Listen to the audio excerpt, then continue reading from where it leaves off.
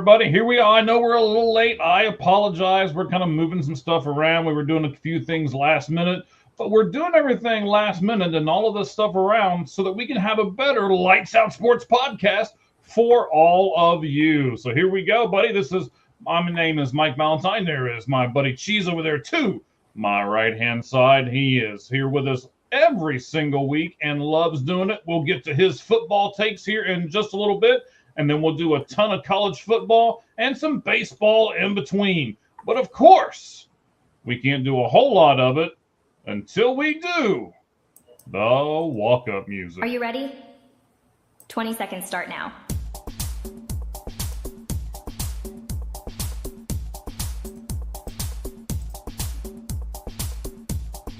Ten seconds remaining. 5, 4, 3, 2, 1.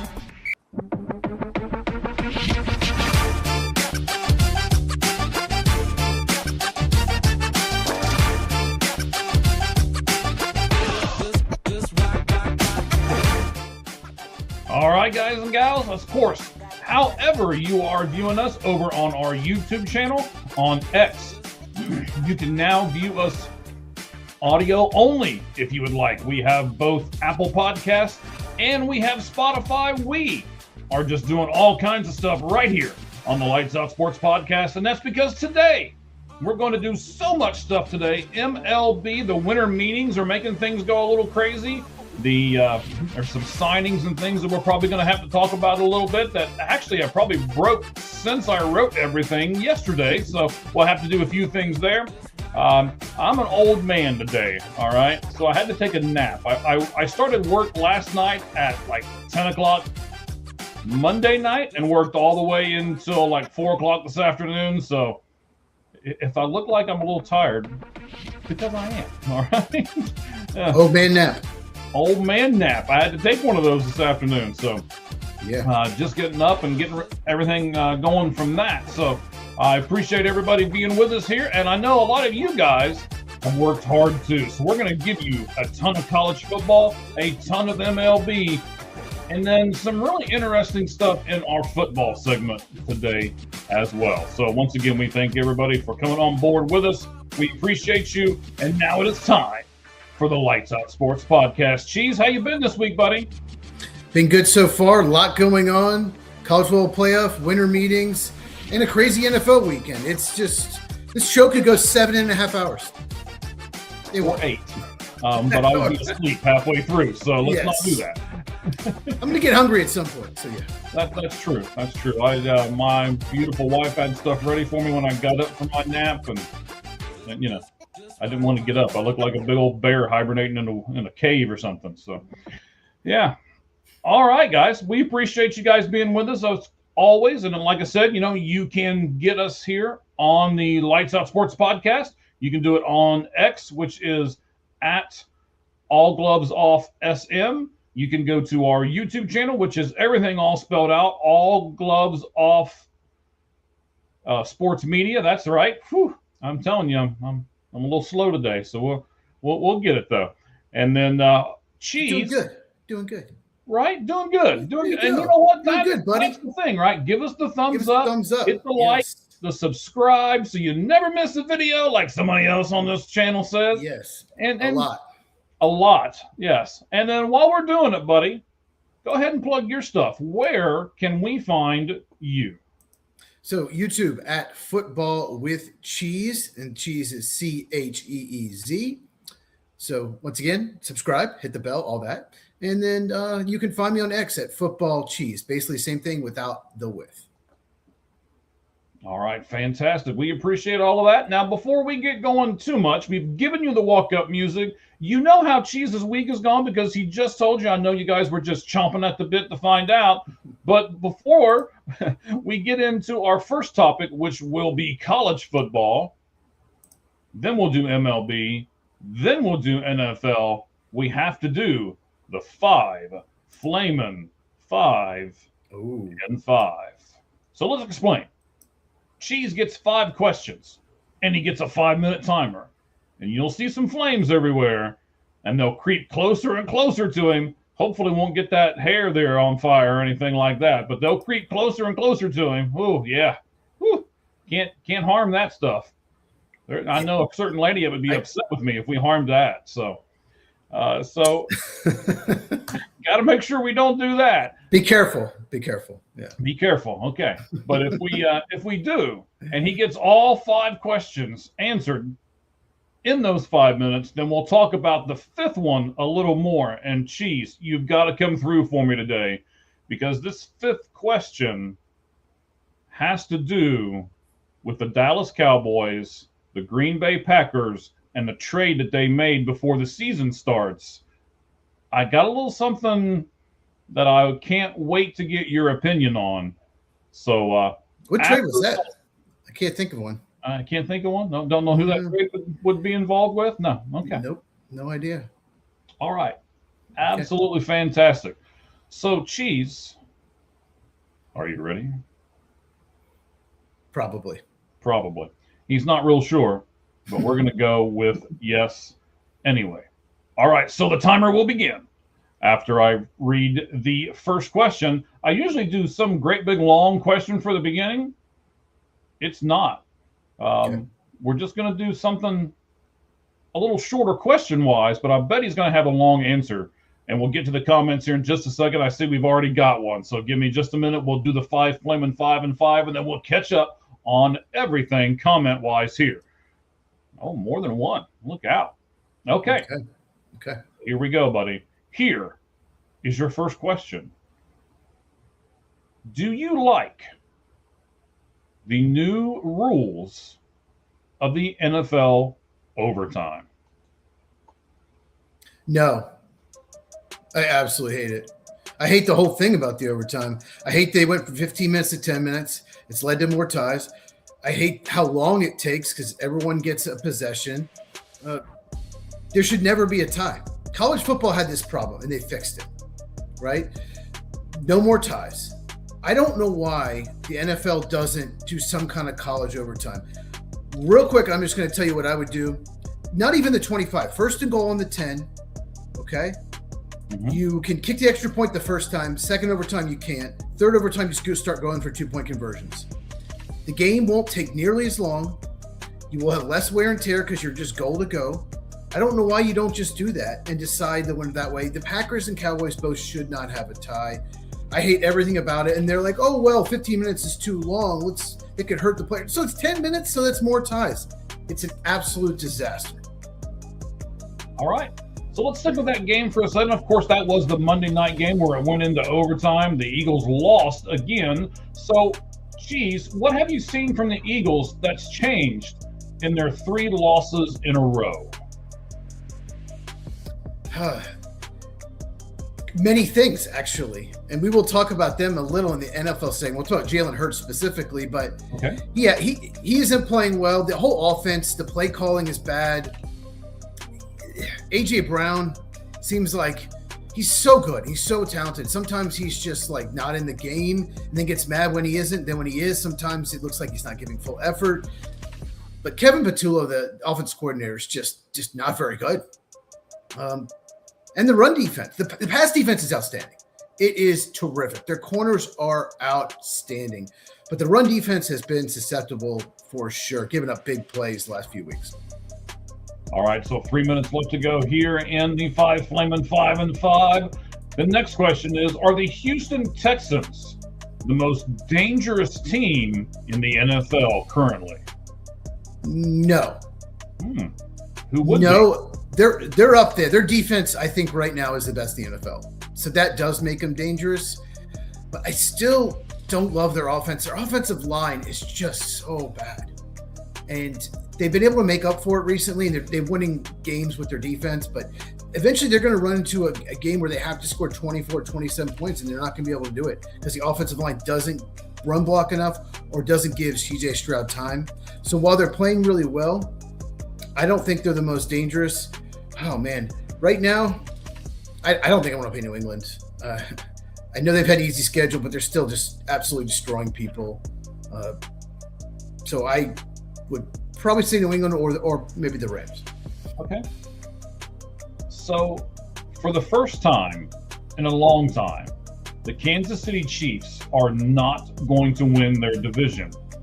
And because of that, do you think Andy Reid will coach beyond this season? Wow. See, you make me think. I know. That's what this thing is for, sir. I think it's a possibility he does not. I think it's a possibility he retires. Especially if he doesn't think they have a good enough roster to compete the next few years. Go out somewhat on top. I know this year's bad, but he's going to be a Hall of Fame coach. You don't have to worry about that. He's got 3 Super Bowls, terrific winning percentage. So I think there's a chance, I'd say 50-50 chance he actually does not, believe it or not. And we'll talk more about Patrick Mahomes and the Chiefs in the NFL segment, so stay tuned. We will. All of these questions, of course, have been about the NFL, and the last one will be as well. I'm gonna be honest here. I'm stalling a little bit because I don't think I'm wanting to have a whole minute right now on this question. I want to talk about this more after everything's all said and done, but I'll go ahead and ask him. Here's the last one.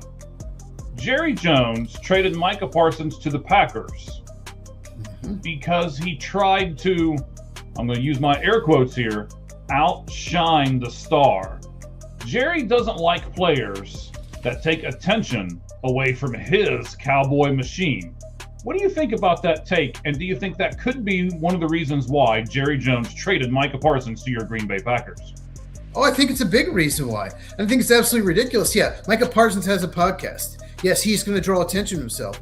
But yeah, I think that's a big part of it. Jerry is stubborn. He's terrible front office person. It's more about Jerry and the Cowboys than anything else. Oh, he got it. All right, excellent. Woo! I even made him sweat a little bit there. I was a little bit there on purpose, and I had more to say, but I had to stop. Well, that's fine. That's fine because we can talk about it now. So I read that in an article. I wish I saved it and could give the guy credit. By the way, we have 8 comments over here. We'll get to them here in just a second. Thank you guys for commenting. You can continue to do so right there in our live chat. We'll get to all of them here in just a second. But I believe that's 100% true, and I never really thought about that until I read that article. Yeah, so the article points out the fact that Dak is a really good football player, but he does football. CeeDee Lamb's a really good football player, but he does football. He doesn't try to do a whole lot outside. He doesn't try to take away from the star or anything like that. He doesn't try to, the quotes that I use were outshine the star. Do you really think that Jerry Jones would be that naive, I guess, to want his machine to be the thing in Dallas, even if it means they don't win as much?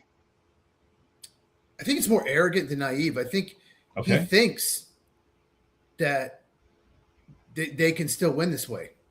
He thinks it does. He thinks he won that trade. I guarantee you he thinks he won that trade. Because then he already used a second-round pick on a pass rusher, Donovan Ezeraku, and then he's upgraded defensive tackles. He said, well, we're stronger at defensive tackle, and we have these future picks. I think he's just really arrogant, and Micah Parsons was becoming like the face of the franchise. He was, and Jerry wasn't. And he could be, and you know what? He's become the face of the franchise of the Packers, and that's fine. Jordan Love could care less. Josh Jacobs could care less. If Micah Parsons is the face of the franchise, the Packers don't have an owner. So there's no issue there. So thank you very much. So, Jerry, it's all about Jerry, and he loves, the reality show. He just loves Cowboys, 365. Jerry Jones and Cowboys. That's all we're talking about.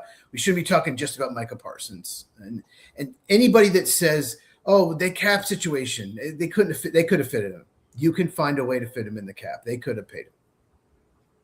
Yeah, I mean, football has all these different ways you can do it, right? You can give them a signing bonus that doesn't count against the cap, and there's a whole lot of different ways that you can construct it. I mean, just look at the Eagles roster.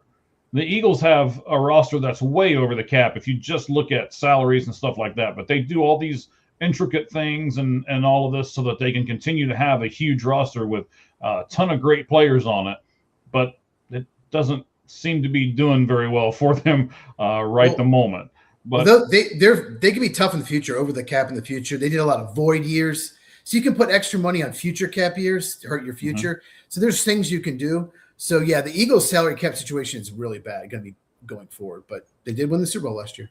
Right. So, it's one of those things where I think a lot of these franchises say, hey, no matter what, we got to win a Super Bowl. And if we do, then we're okay with whatever consequences we have to suffer for the next few years, as long as we got one. So I'm not really of that mindset. I would rather my team be in contention every year. And not do the whole, I won the Super Bowl and then I'm terrible for 5 years before that and I'm terrible for 5 years after that because I threw everything into that 1 year to win the Super Bowl. So, just a little bit.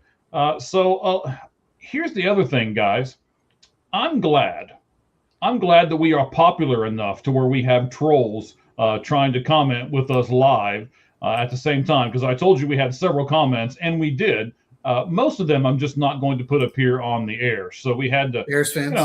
Right. Bears fans. Yeah. Thanks, Cheese. They hate me. Yes, they hate me, but they never say I'm wrong. They never call me wrong. They just hate me when I tell the truth.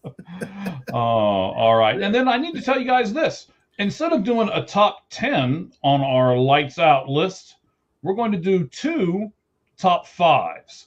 And we'll tell you which 2 categories we're going to pick top 5s in here in just a moment on the Lights Out Sports Podcast. But of course, what we're going to do is we're going to have to set everything up, guys, because as you all know, we do all kinds of different stuff here. We do I call them the 3 major sports because I don't hardly watch the NBA. Although I have to admit, the Suns are doing a lot better than I thought they would. So I might end up watching before it's all said and done, but we probably won't talk about it here. I didn't know they still had a team. Calm down over there. Calm down. Just because your Rockets dominate everything over there, I'm actually a Nuggets fan, but I don't really watch a lot of NBA. All right. Well, I'm sorry about that, sir. I'm really sorry about that. Sorry, the Nuggets are very good. I don't know. Are they? Oh yeah, they won the title 3 years ago. They're one of the favorites this year. That was 3 years ago, sir. Okay. Well, all right. Let's not get into an argument about the NBA that neither one of us really care too much about. We don't. Oh man! But I tell you what, we will do, and there's no argument about this. Let's jump into college football spread offense.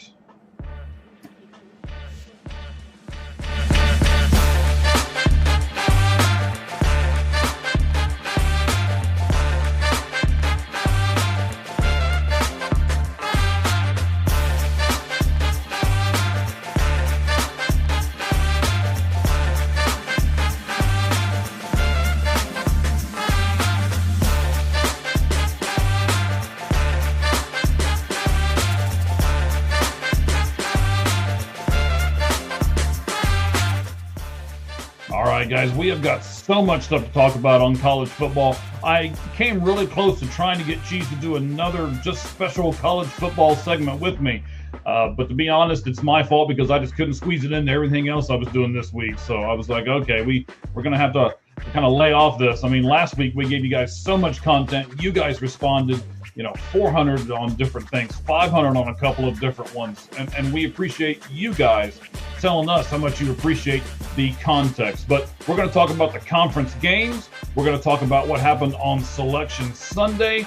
And then we're also going to talk about multiple college teams declining bowl bids. So those are the 3 big subjects that we're going to get into. But we're going to do a lot of little things along the way as well. So those are our 3 big things. Stay tuned with us. We're going to map it all out, and we're going to put it all out there for you, each and every one of you. And then you guys can put your comments up there as well.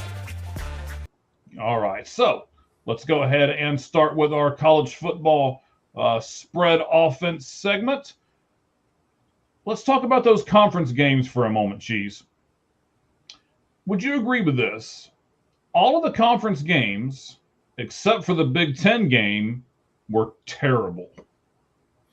Yes, the ACC game was close, but it was terrible to watch. It was just so awful. So, yeah, the Big Ten one was entertaining. It was low scoring, which is more fun if it's like 44-41 or something like that. But yeah, I agree. That one was the only one that wasn't terrible. All right. So the SEC game and the Big 12 game were both big blowouts. Yep. So does that prove that there was an actual dominant team in both the SEC and the Big 12 this year? Big 12, yes. SEC, maybe. Clearly, at this point, Georgia's better than Alabama. Alabama's offense is a disaster. I would have liked to see Texas A&M, Georgia. Maybe not. I don't know. Georgia, they didn't play A&M. Did they play Oklahoma? I don't know. But I wouldn't say for sure there's one dominant SEC team. I think Georgia's the best one right now. But Big 12, yes. SEC, probably not. All right. So because the Big 10 was it was the game of all of those games, and it's not even close. Yeah. So does the result of that game prove that the Big 10 was actually the best conference overall in the college football world this year? Yes and no. At the top, for sure. 3 of the top 5 teams. But in the middle, not so much. SEC had 7 of the top 14 teams right now in the rankings. So it is in the top 3, maybe because Penn State wasn't good this year. And then in the middle, SEC stronger. And then at the end, it's probably about the same. So yes, at the top, the Big 10 is definitely stronger. I think the SEC just is a little bit deeper. Okay.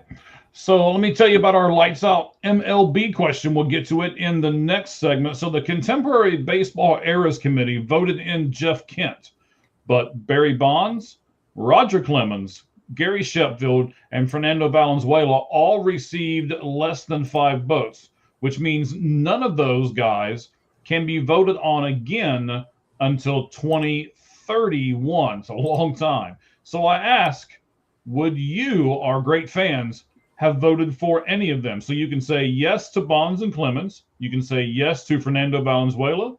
You can say yes to Gary Sheffield, or you can say no, I wouldn't have voted for any of them. And the results right now are really close. From first to last, it's like 11% from the first place answer to the last place answer. So it should be interesting, and we'll get to it here in just a little bit when we do our MLB 4-pitch talk. So we said, Cheese, that at least at the top, the Big 10 was the best overall conference. Because of how all these conference games turned out, does that also mean that the ACC was the weakest conference in football this year? Of the Power 4, yes. They weren't the weakest, but of the Power 4, definitely the weakest. Clemson and Florida State being terrible really hurt their conference. Yeah. So, I think the ACC is one of those teams to where of course, I guess you could say this for any division, I guess, if you really think about it. If Georgia and Alabama are bad for a year, the SEC is going to be down.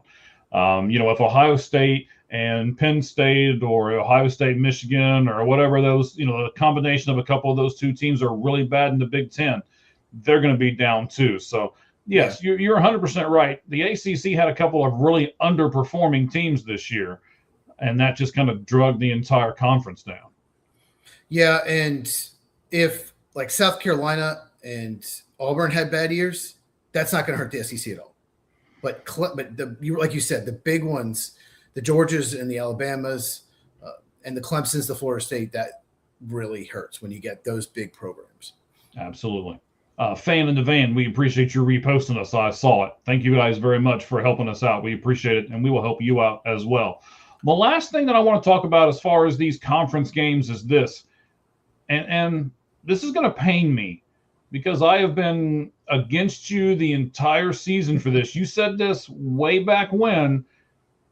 I almost can't be against you now, and I even hate to feed into your narrative, but did any of those conference games that were played over the weekend really even matter? They did, but maybe not to the teams that played in them. Ohio State, Indiana, the losers won, losers 2, winners 1. So Georgia seedings, both Alabama and Georgia made it. It would have been seedings. But it mattered to people like Notre Dame. Virginia losing probably hurt them, getting Miami in, wanting an ACC team in. And, it mattered, if, Troy beats James Madison. Mm-hmm. If North Texas beats Tulane, I guess those. But no, in SEC and the Big Ten, for example, they all got in the playoff. It's all about winning the playoff. The team that won the national title last year didn't even play in their conference title game. And I think it helped them. There were no more injuries that week. They got to bye. They got to sit back and say, okay, we played awful against Michigan. Let's figure out what we did wrong. Let's fix it because we know we're one of the best teams in the country, Ohio State, and it worked. So it's just conference games just don't mean what they used to. And, Texas A&M, Ole Miss, teams like that, Oregon might be better off not having to play in it. Yeah, it's kind of sad that we talk about this because I really don't want this stuff to happen, right? I don't want these teams to start looking at games going, I don't think that benefits us, so we're not going to play. Because the people who lose are us. The fans of college football lose. If they don't want to play, if they don't want to participate, if they don't want their, all their players to play and participate. We're going to talk about a couple of those things here. One of them is not in the notes. Something just came up that I don't know how many of you have really looked at. But I've got a problem with some of this stuff, and I'm going to try to be. I'm going to tell you right now. I'm going to try to be as professional as possible. I've already got Cowboy Reggie, who we thank him and his son from the Sons of Star podcast. They were on our show, the watch along that we did this past Thursday night. Now I know you guys all know who won the game, but if you want some other insights and some other football stuff, then by all means, click on that. Watch it for a little bit if you got some time.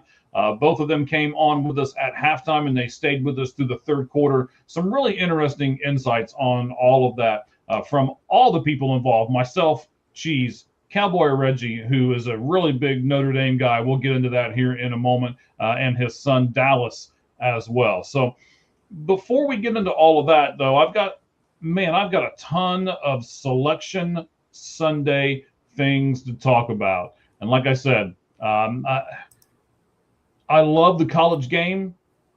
I love Major League Baseball, and kind of NFL is my third thing. But right at the moment, man, there's some things in college football that I'm pretty upset about, and I'm sure we'll touch on them as everything goes for the rest of this segment here. Why, first of all, Cheese, why even compete with the NFL? And why rush things? Why did you have your show like first thing on Sunday? Because to be honest with you, so let me tell you a little bit about how I did everything. So I worked a double shift on Saturday. I didn't get home till almost midnight. I turned on the game. I watch Ohio State, Indiana with bated breath on the edge of my couch the entire time. And by the way, somebody here was right. It was a pretty low scoring game, even though the other one of us didn't want it to be. But it was still a really good game. And then as that game is closing out, I can hear the broadcasters saying, oh, well, the ACC game is in overtime. So I'm like, well, shoot, I taped all the games. So then I get done with Indiana, Ohio State, and then I turn around and watch like the last like 10 minutes of the game, and then I watched the overtime period until the winner was crowned. So by the time I got to bed, it was late. And then I get up to messages from you talking about the Selection Sunday and how they've already picked everything. And I'm just like, really? They already did it? It's over? I missed everything? I don't understand why they would compete with the NFL on Sunday. And I really don't understand why they felt like they had to rush everything. The longer you wait, the more people like you and I are going to talk about it. Can you help me understand this? Why would we do that? Well, it started an hour before the NFL games started, so it wasn't actually against the NFL. It was right before. Still, it's on Sunday. The NFL owns Sunday, and we both know they do. Yeah, I think, these schools want to know where they're playing, what bowl they're in, and all that. They want to go ahead and know. I know it's an extra day. You want to wait. You could wait and do a special on Monday. I get it. Yes. But I think, and people would talk about it more and give the coaches more time to plead their case. But I think they just want to go ahead and get it done. And they released the AP and coaches poll on Sunday as well. So it's kind of like we're going to do the same thing. And they know after the ACC championship game and the Big Ten, they know at that point who they're going to select. The committee pretty much has the scenarios. I'm sure they map them out the day before.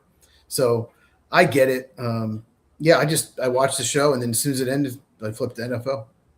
Well, I literally didn't get a chance to talk about it because by the time I went to bed, we'll just say it was really, really late, right? And then I slept in. I always set the alarm to go off. For me out here in Arizona, I do it like right at 11 o'clock. So I get up, and I know this is probably going to sound sacrilegious to you, but I don't like to watch the games live. I can't stand commercials. So I would much rather be about a half hour behind, and then I fast forward through the commercials. And now, because I've been with you for so long, we talked about this in the last couple of weeks. You've got me like rewinding a little bit and watching stuff and doing all these other things to almost assure that I'm going to be about 10 or 15 minutes behind every live game that I watch. So, yeah, I watch football different because of you. Thanks, buddy. So You're welcome. Yeah. The key is have two TVs. That way, one's a commercial. You can watch the other. All right, maybe, but I can have that. I have a certain TV provider that we can't plug because they don't pay us to. That where I can divide my screen in fours, so I can actually watch 4 games at once. But sometimes I just can't do that. I catch myself watching one and looking and being like, oh snot, they scored over here, and so I'm going to stick with my one TV thing at least for a little while, I think, until I get it completely down, and then we'll go from there. But I just don't understand. To me, what difference does a day make? You go ahead and you release the college football polls, and then you give people like you and I and our friends, and when we're all shooting back and forth on X, and we're all talking smack on Facebook about how our team's going to get in and how we think this is going to happen and how we think that's going to happen. And in my opinion, they didn't give us a chance to do any of that. They got you up to the ultimate hype, and then it didn't take them but less than a day to just answer all the questions. Why? Why would you do that? To me, this is what they do. This is the way they do it. It's just the way they do it. I know, but it's stupid. Okay. You have a show. See, I'm already going a little tangency here, and we're only on question 1. You're a little grumpy. More to go. You're a little grumpy. Have a show like an hour before the Monday night game, and let us talk about the Monday night football game and what all the college results have been and everything else. I mean, I hear what you say. The schools want to know, but what, they've got 2-3 weeks before the first bowl game even starts, and come on, man, those aren't real bowl games anyway. So trust I don't me, really think it makes that much difference. Well, it's just the way they do it. I don't think it's going to change. Well, I want it to, daggone it. They should listen to me on the Lights Out Sports podcast right here with my buddy Cheese. So let's move on to the second question before I get too crazy in just question 1.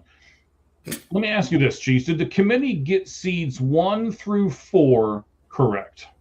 Yes, they did. Could you have made a case for Georgia being number 2 and Ohio State actually dropping to 3? I guess you could because they won the SEC. Mm-hmm.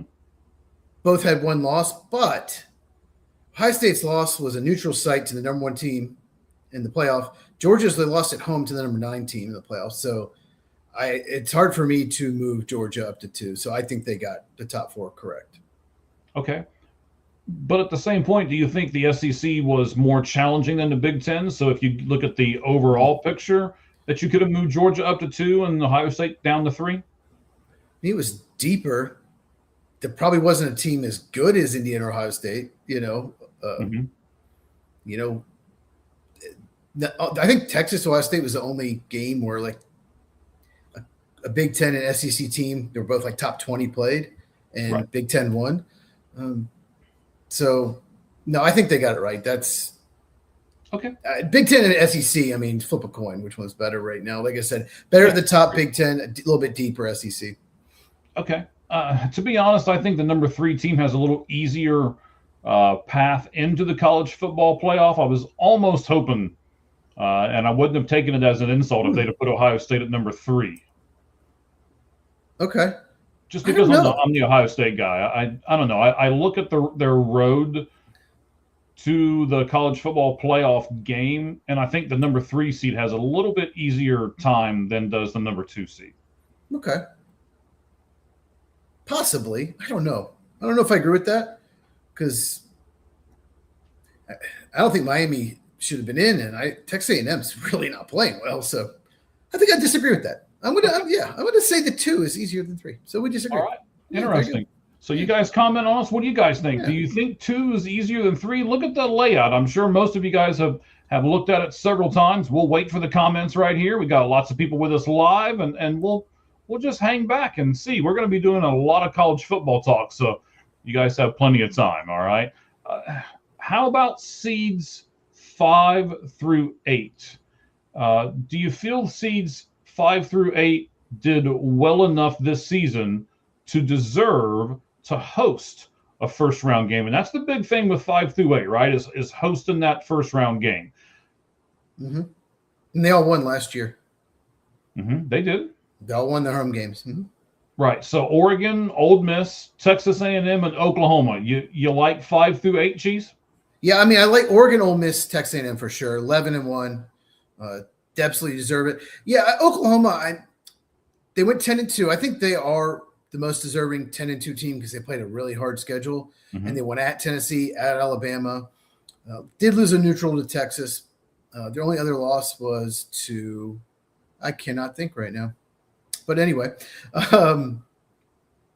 yeah, Oklahoma, I would have put them 8 based on this field.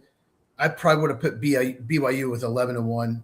If I was doing it, put them 8 and give them home game over Oklahoma. But in this field, yes, I would put that in that exact order. Yeah, we'll get to BYU certainly because yeah, we'll get to them. So I gotta keep myself. Breathe, Valentine. Breathe. Okay. Do you still stand by your previous statement that you made in other shows that Notre Dame should be seated no higher than 9th until they agree to join a conference? I do. Right now, they can be no higher than 5th. They can't get a first round bye because they're not in a conference. But the 5th seed, is pretty. It's a pretty good seed.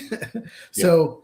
9th would definitely, like Tennessee was 9th last year, and it was a disaster. Yeah, it's tough because you're playing a team, another good team on the road, and then if you win, you play the number 1 seed. So I think the only problem with it is if Notre Dame next year is 12-0, and you're an 8 seed, and you have to play the number 1 team in the country. They might be ranked number 1.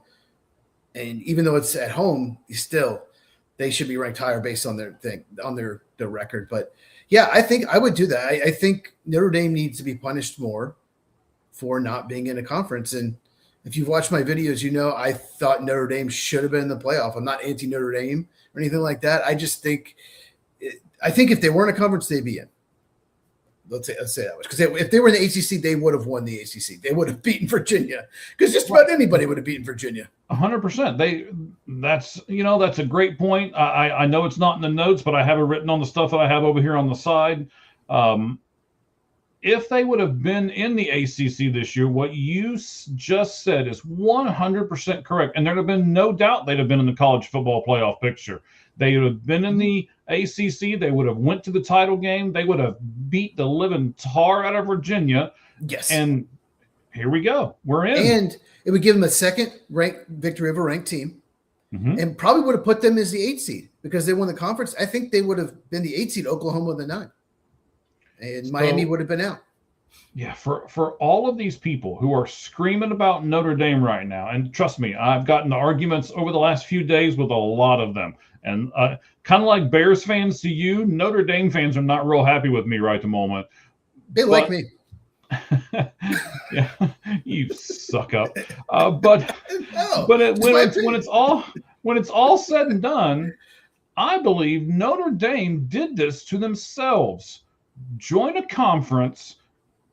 Stop trying to be greedy because that's probably I'm just going to assume that's the main reason they don't want to join a conference is because they don't want to share the money with everybody else. Yeah. They want to keep it all to themselves.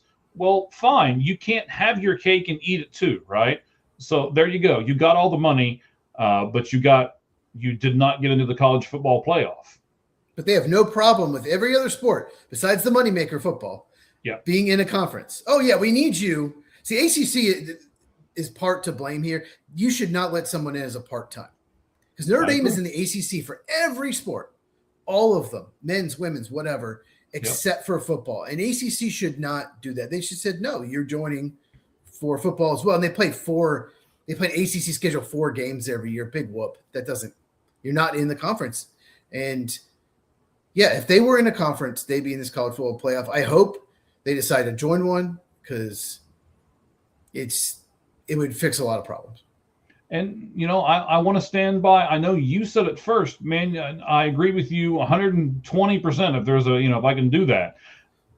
Until they join a conference, I believe they should be ranked no higher than 9th. They shouldn't get a bye, and they shouldn't get to host a game. They should have to go somewhere and play, and that's their punishment for not being in a conference. Yeah, if they were the 9th seed last year, they would have had to play Ohio State at Ohio State. We know they didn't beat them in a neutral site. They would have lost by even more, and they would have been, boom, one and done. Yes. And, yeah. Yep. And, when you cry, oh, we're Notre Dame, we deserve to be. No, what you deserve to do is join a conference like everybody else does. You're not special. I don't know. I'm trying to breathe. I'm trying to stay with everything here.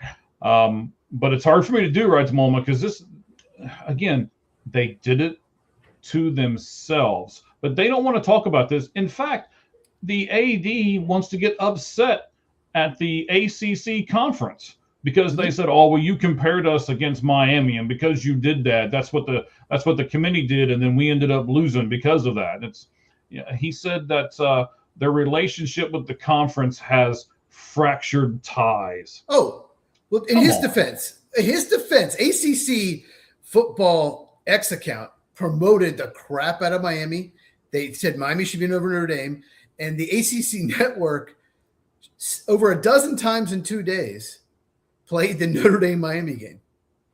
Over a dozen times on Thursday and Friday leading up to it. So they promoted Miami. They tried to. So I get why he's upset. But the solution is join the ACC full time. They won't do it.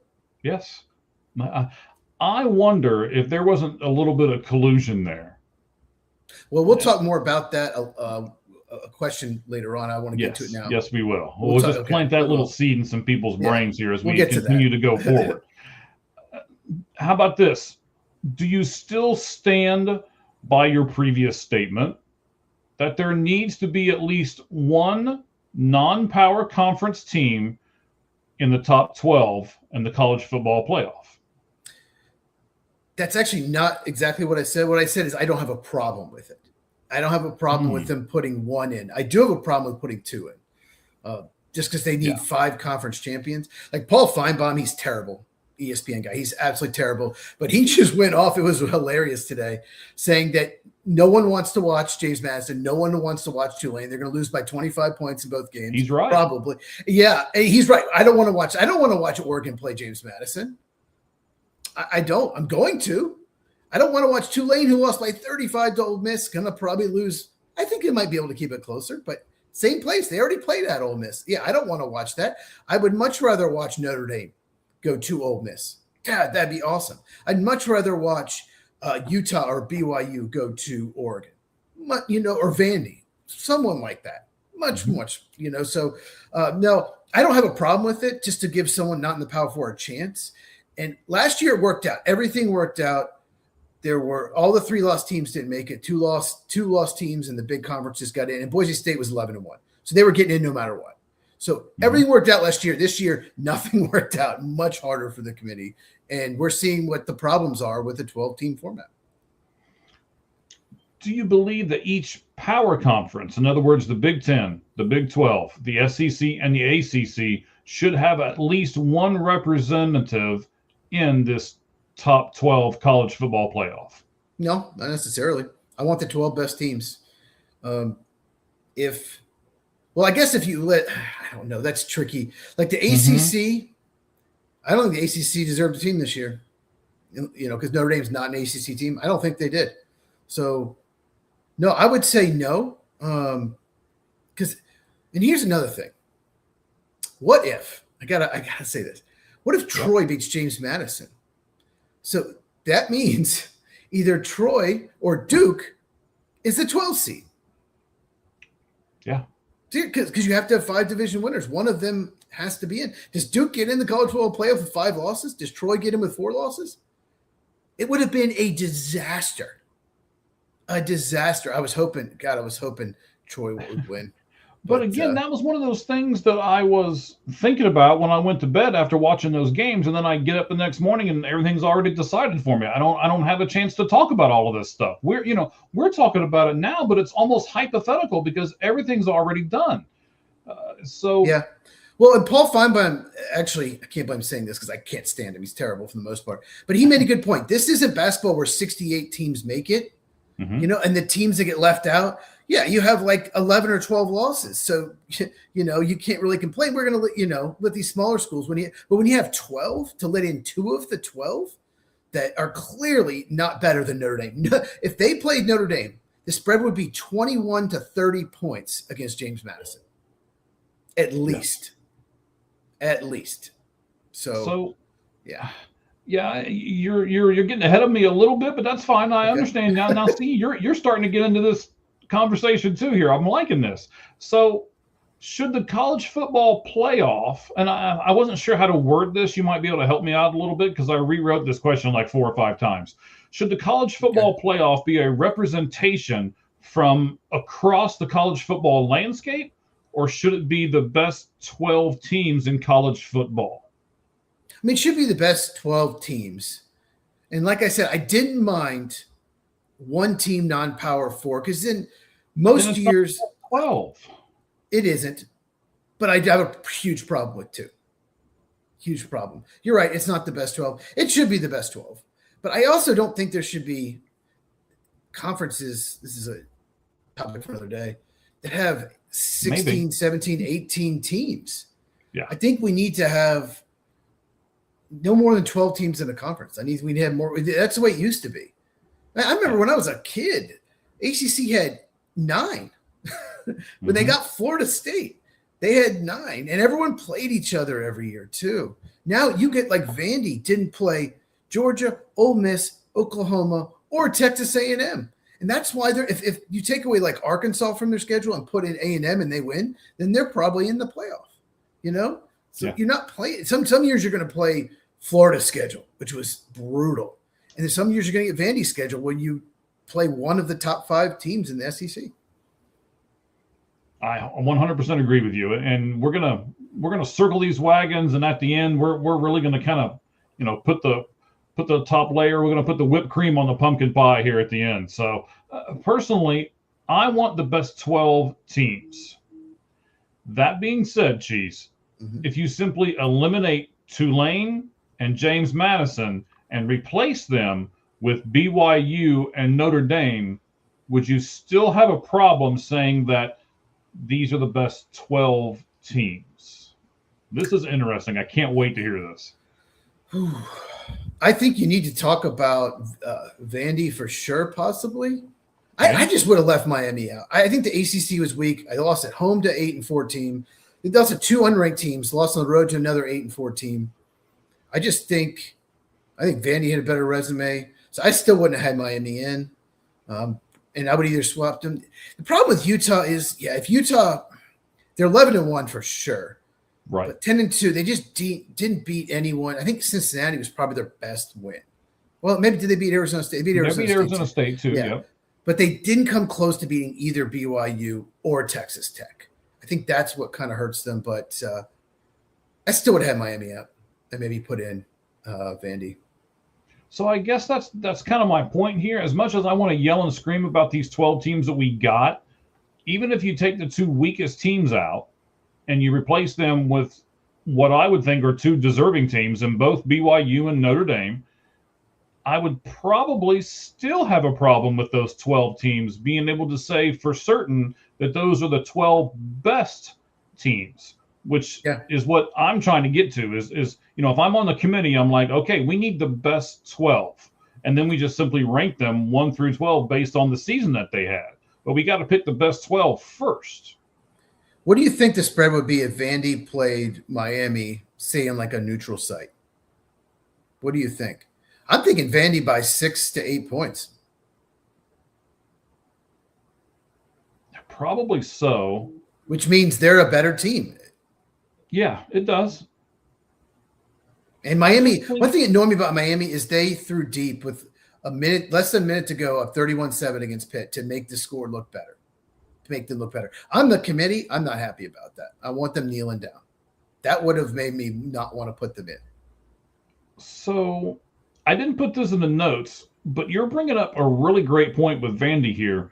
Don't you think the ACC, or excuse me, don't you think Vandy should be really upset at the ACC for promoting Miami more than Notre Dame seems to be upset with the ACC for promoting Miami?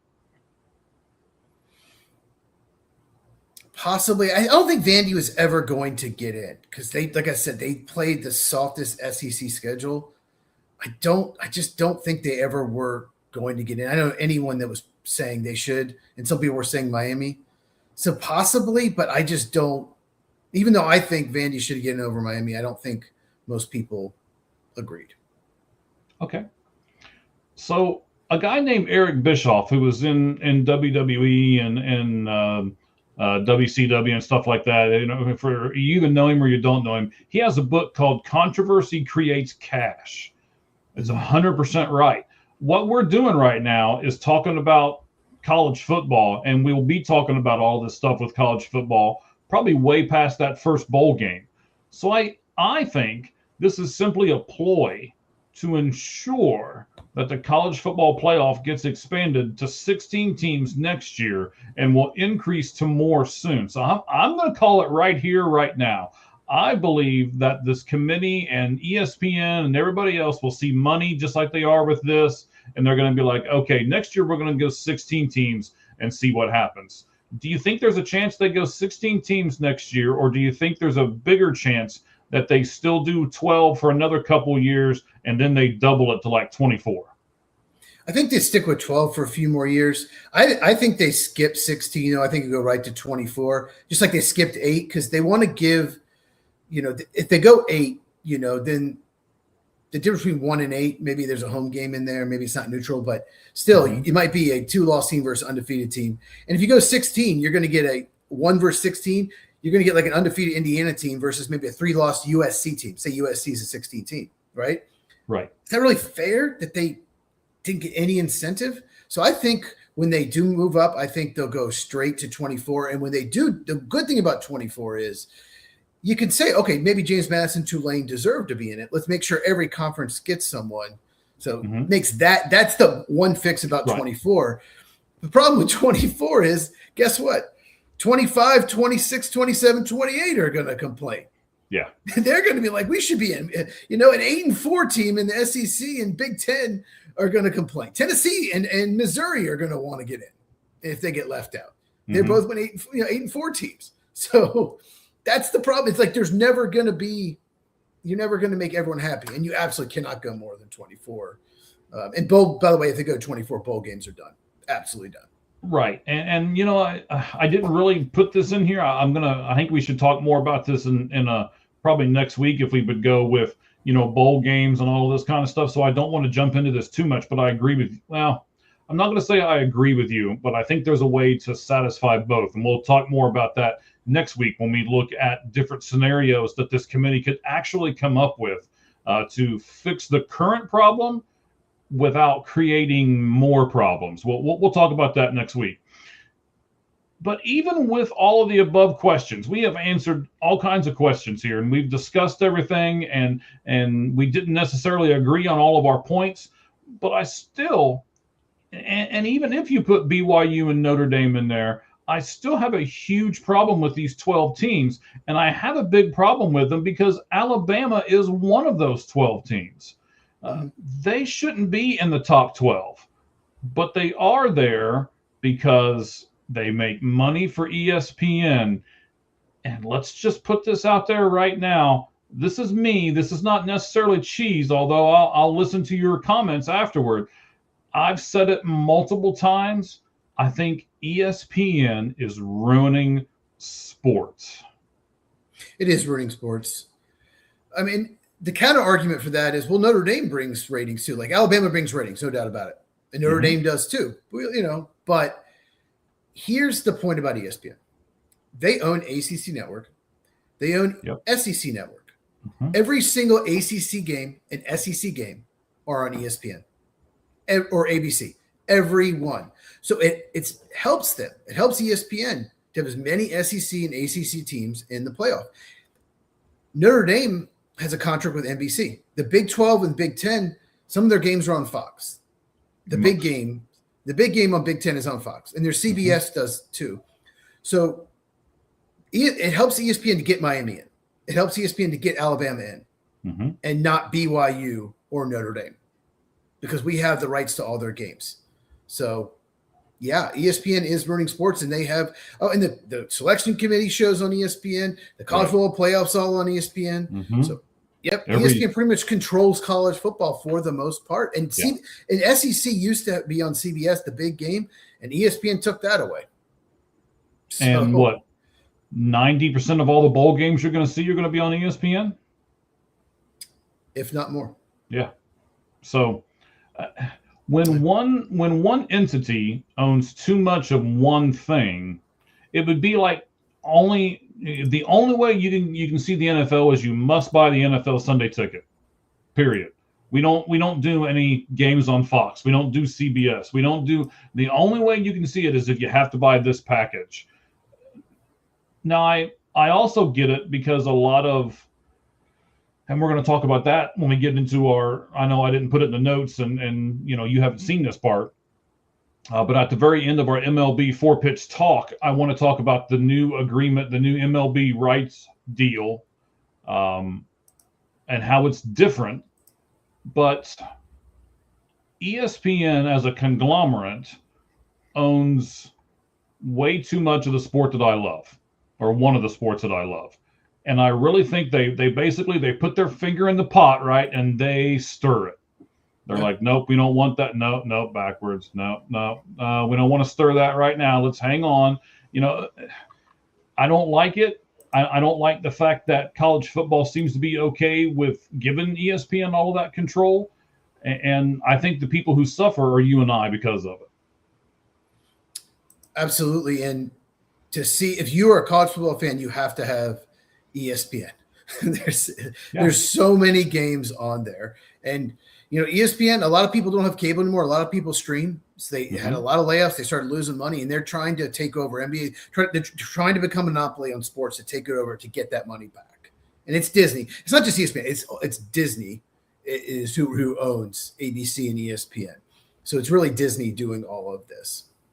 Yeah, I'm just waiting for somebody to step in. I'm a little surprised nobody has, as of this point, a congressperson or Senate or somebody has to be able to. I mean, if we can see it, they can see it, right? Yeah, Congress only cares about foreign countries. They don't care about us. That's all they care about. So. Okay, I don't want to get us off into too much of a tangent here, but I really believe that ESPN is ruining sports. If you guys believe it with me, say it with me, right? And give us a comment up there on our live chat as we keep on going. Let's talk about the multiple colleges that are declining bowl games. This will be the last thing that we do here in our college football spread offense.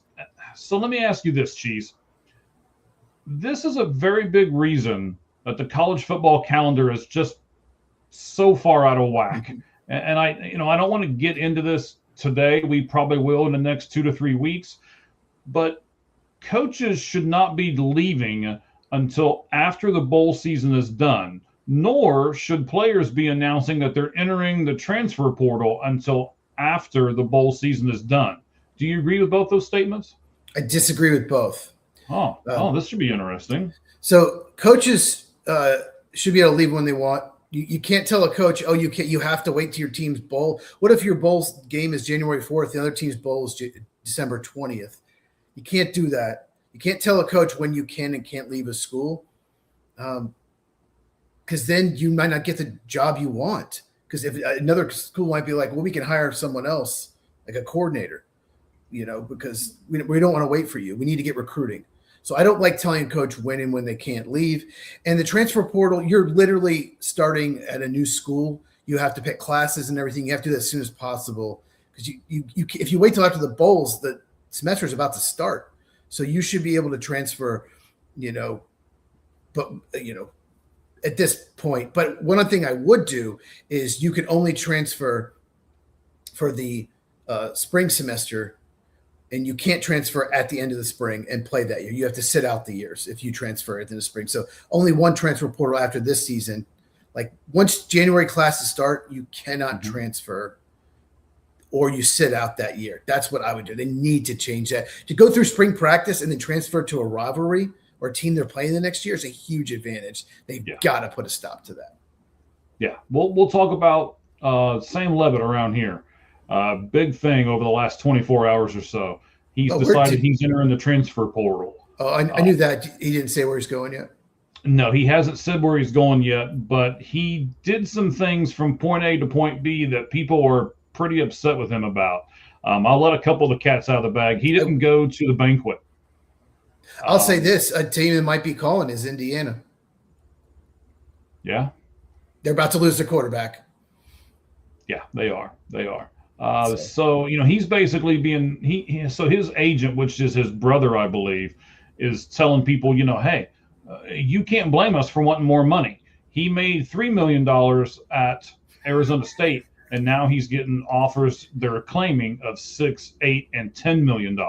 And his agent basically came out today and said, well, if you were getting, if you worked at your job and another job of a similar structure and stuff came to you and said, we'll pay you twice as much or 3 times as much, come with us. You wouldn't look at them and be like, oh, well, now wait a minute, I want to be loyal to my team, so I'll turn down all that money. So we'll talk about loyalty and how much is enough, transfer portals and all of that here soon, probably next week or the week after. How much is enough? And I know he's losing his best receiver. Jordan Dyson is going pro, and I wonder another team that could be interested is he'd be a great fit in the Tennessee offense. He really would be, and they could use Joey Aguilar. I think he's fine. He's nothing great. I think they could use an upgrade there. So those are 2 teams to watch. I have no inside information. I just think that he'd be good fits in both those offenses. And let me go back to it's such a shame. It is a shame. I'm gonna say something like, is NIL and the transfer portal and stuff, are we taking steps that are going to negatively affect college football? I think we are. I don't want to give too much of this away because I just couldn't get to everything and put it all in this segment today. We could have done 3 shows. We could have done 3 hour-and-a-half shows this week on college football and not gotten to everything. We could have. And still not get to everything, 100%. But I want to go back to the coaching thing, and I want to go back to the transfer portal thing. I think you misunderstood me a little bit. I wouldn't let any coach leave any team until the bowl season was done. I understand what you're saying about, if you let this team leave now and that team can't do it until later, and you may miss out on those jobs. I completely understand that. So you're not allowed to hire a coach until after, January 15th or something like that. So no team can hire a coach until after that point. You make everything even, and you don't have all this scramble, because that's what some of these teams are using as an excuse. Hey, we just lost our coach, and you want us to go to a college football game, a guy that doesn't even know any of these players, and all of a sudden coach us, and what if we get jack stomped and we look stupid? And no, so I don't want to go to a bowl game now. But the problem is the signing. Well, problem with the signing day, then you sign with a team and then the coach leaves after the bowl, and you want to play for the coach if you already signed. Can't do that. I think you should be able to fire a coach whenever you want. I think you should be able to hire a coach whenever you want. I really do. I know it sucks. It sucks for these teams lose their coach in the playoff. It sucks for Ole Miss, but you have to give. There's no perfect way to do it, but you don't want a situation where people drop out of school, enter the transfer portal right after signing a letter of intent, and you lose half your recruiting class because you had to wait to change coaches. And I just think that. Okay, I see that. I think you should be able to fire and hire a coach whenever you want. Okay. We don't always have to agree. We're not going to get upset with each other, and it's not like we're going to throw things at each other's screen or anything, just because we don't, don't always have to get along, so it's fine. It embeds in Mike Valentine's large forehead. No, don't be mad at me, sir. Should teams who are changing coaches be able to use that as an excuse to decline a bowl bid? Yes. You should be able to decline a bowl bid if you want. If you do not want to play a bowl game, there are advantages and disadvantages. Obviously, you get more practice. You get another game together. You can evaluate your younger players. There's a big advantage for a lot of teams going to a bowl game, but you should be able to decline a bowl game no matter what. It's up to the school. And if the players vote, you can even take a vote, and majority of them say, I don't want to play in a bowl game, then don't do it. Wow. That's not what I thought you were going to say, especially the guy that does all the looking and the drafting. So do you put more stock in a bowl game performance or in a conference game performance than you would in anything else? Like if you're evaluating a guy and he's not done excellent up until this point, but yet he shines under the bright lights, how do you evaluate that, and where do you put that in the rankings as far as where you put people in your college football draft analyst equation? Okay, so real quick, you said you were surprised my answer. Mm-hmm. Here's the thing. If Notre Dame accepts a bowl bid, like the Chick-fil-A Bowl, I think it's called now, or the Citrus Bowl, Jeremiah Love's not playing in that game. He's not. He's going to opt out because it means nothing. And he's going to get ready for the draft because he could get hurt. So pretty much anyone, their running backs get drafted third or fourth round, opt out of the game. Not all of them, but some of them do. So a lot of the pro prospects that I watch aren't even going to play in the bowl game anyway. Used to be always did, and now it's actually smart. I'm a college coach, and he wants to opt out, and it's not a college playoff game. I understand, because you get hurt, that could cost you rounds and a lot of money and millions. Mm-hmm. So anyone saying, "Oh man, Notre Dame, we don't get to see Jeremiah Love play again," you're not going to anyway. There's no way he would play in a meaningless bowl game. So I have no problem with it. I watched maybe half the bowl games, probably a few less than half last year. Okay. And because some of the games I would have if some guys hadn't opted out. I'm watching mainly for prospects to see them one more time. And you can't watch every game. So some of these prospects I've seen like once or twice. But a lot of them just, like I said, it's an exhibition game. It means nothing. You could only hurt your stock by getting hurt. That's kind of how I do it. And if somebody does great in a bowl game, that's fine. I'd much rather watch them versus a rivalry in a conference title game, something like that. I'd put way more stock into that. And just one quick example, Cam Ward decided to play in the bowl game against Iowa State last year. Mm-hmm. That was awesome. Breaks an NCAA record and then quits from his team in halftime, and they lost in the second half because of it. Pathetic. Have you ever watched a game to watch a pro prospect, and then as you're watching that guy, you see somebody else that catches your eye, and then you go back and watch other games that that person is a part of and add them to your rankings? Oh, all the time. There is a reason to watch these games, even if the Jeremiah Loves don't play. I wouldn't necessarily say bowl games, but other games I'm watching, like I'll go back and I'll watch running backs, and I'm like, who is this offensive lineman creating these holes for him? And you go back and look, you watch the offensive line, you're like, wow, this guy's going to be a good guard in the NFL. This guy is a mauler. So, or sometimes you're watching a quarterback, you're like, who is this tight end?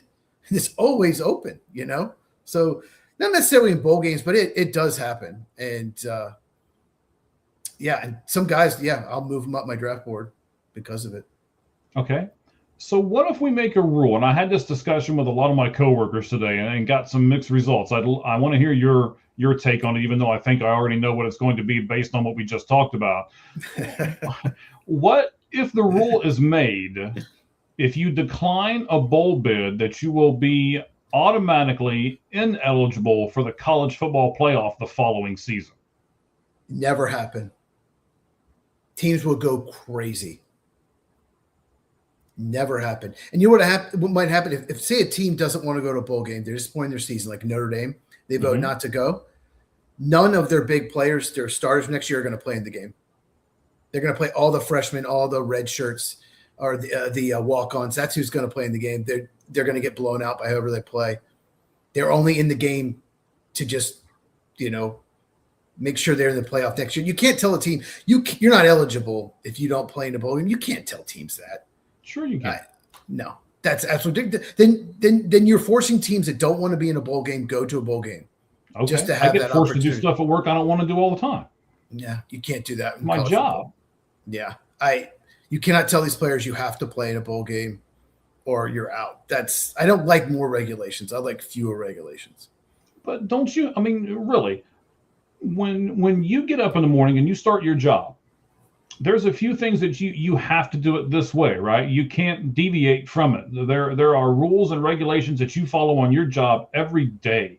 And I just don't like the fact that we're teaching these kids that, if you don't want to, it's okay. Don't worry about it. We'll support you. You don't need to work. You don't need to keep going. You can just give up and everything's fine. I also think, and Notre Dame fans, go ahead, throw it at me, hit me up, because I think that's what Notre Dame is telling their players right now. You know what? If we don't we're just going to pout and we're just going to not play. And I just don't like it. Not at all do I like it. Well, in my job, I never get hit. I never get tackled and slammed to the ground.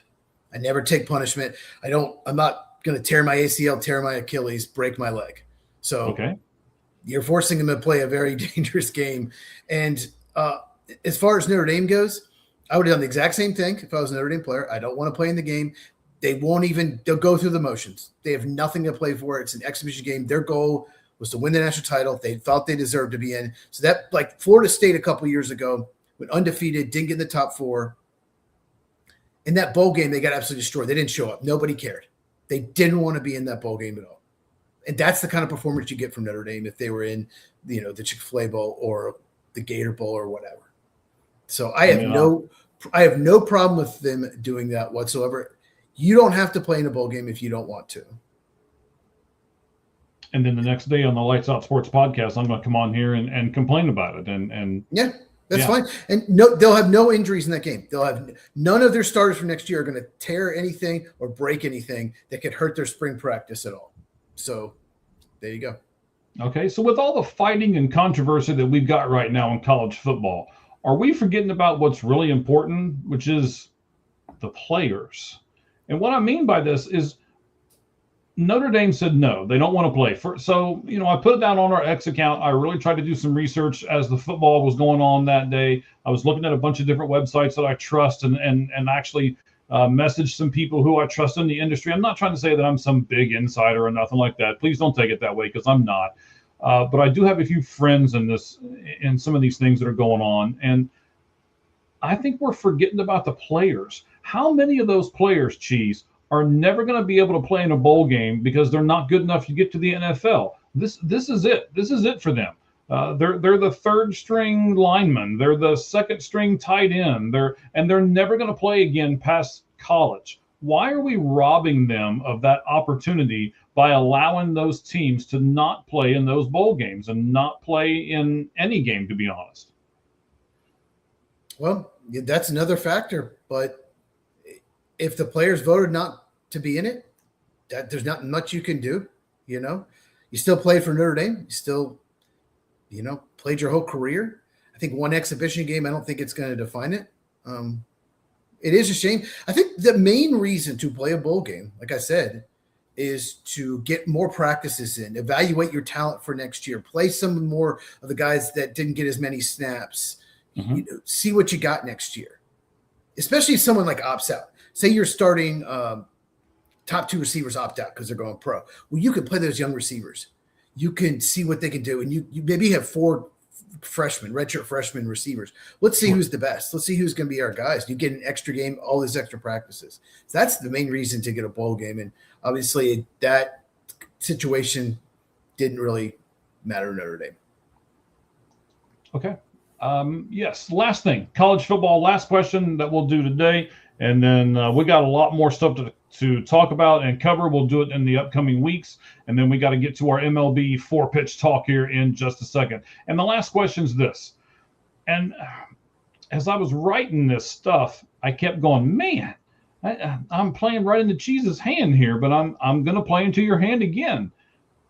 Everybody seems, including myself, as I was reading this, researching this, writing all this out, I'm for, you know what, let's go to 16 teams. Let's see how that works. And then it's like, okay, let's go to 20 or let's go to 24. I think we're just going to keep climbing.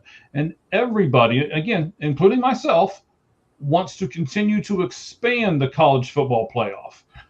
But if we really look at it this season, wouldn't it be easier to just drop them all down and just do the original 4? I mean, one of the very first questions I asked you, did they get the top 4 right? And both of us said yes. Okay, those are the 4 best teams. Those are the 4 teams that we really want to see. And then we just do it like it's been traditionally, and we watch bowl games to get good matchups with 2 great teams playing each other. Why? Why do we need to keep expanding it? Why shouldn't we have just kept it at 4? I'll give you your platform, sir. Go ahead. Because teams complained. The biggest problem was the last time it was 4. Florida State went undefeated, didn't get in. Georgia won every game until the SEC title game and lost it and didn't get in. Georgia was number 1 in the country until that game, didn't get in. So it was Michigan, Washington, Alabama, and TCU. I believe, yeah, maybe that. Or TCU, no, TCU was the year before against Georgia. I don't remember. I can't think of the 14. But the point I'm trying to make is 5, 6, 7 was complaining so much. Like 5 and 6 really had a case. And honestly, I had no problem with 4. I like 2 even, because at least like the regular season mattered more. You can lose 2 games. Oklahoma can lose 2 games. They're in. No problem.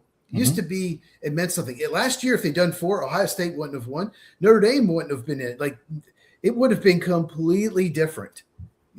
Oregon would have been the one. I don't know.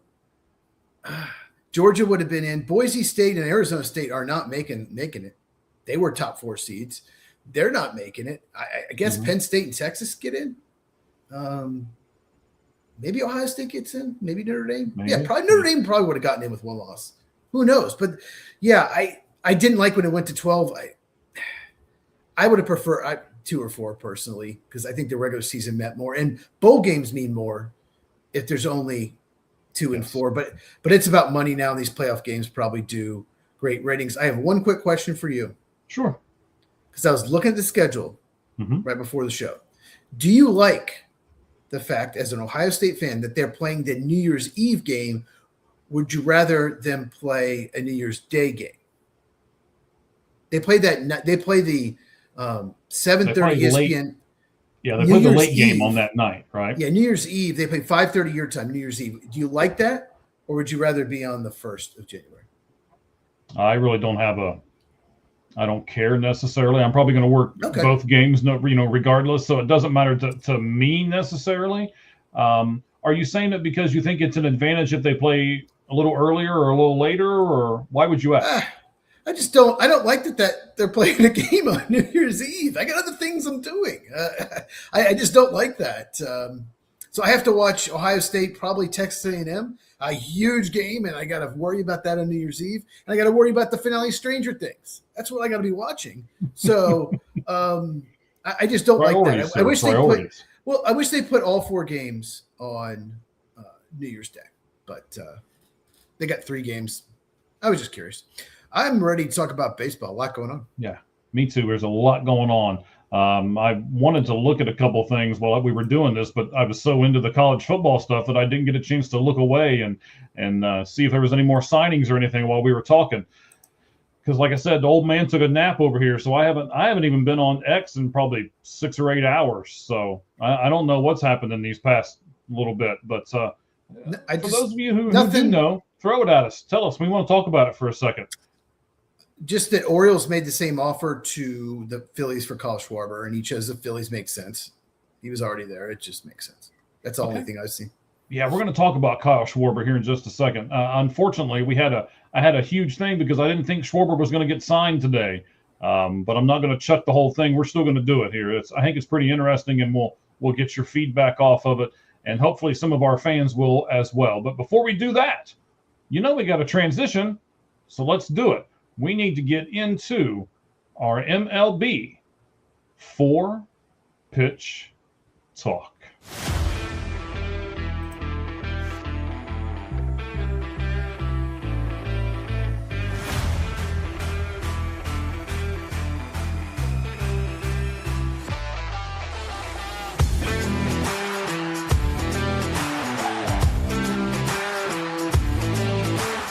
I'm really liking this song more and more. Every time I play it, it's like, oh, this is the one that seems to stick in my head when the show's done. I like the graphic. That's what I like. I love the graphic. Yeah. All right, well, today, sir, you're going to get a privilege because you're going to get to be an MLB general manager today. I'm going to give you a bunch of stats, Mr. Kyle Schwarber, and then you're going to, even though he's already signed, we know what he's signed for, more than likely you do. And then we're also going to put you in as an elected person in the Baseball Hall of Fame Contemporary Baseball Era Committee and talk to you and see what you would have done with that. That's where our poll question comes into play. We're going to look at some different questions just in general about MLB free agents. And then we're going to talk about the new media rights deal that MLB has signed. Since we were talking about some very similar things with college football, we're going to put that into there as well. Thank you for everybody. Man, there's all kinds of people who are liking our podcast right now. A lot of our friends out there. We certainly appreciate the publicity. We thank you guys very much for backing us today.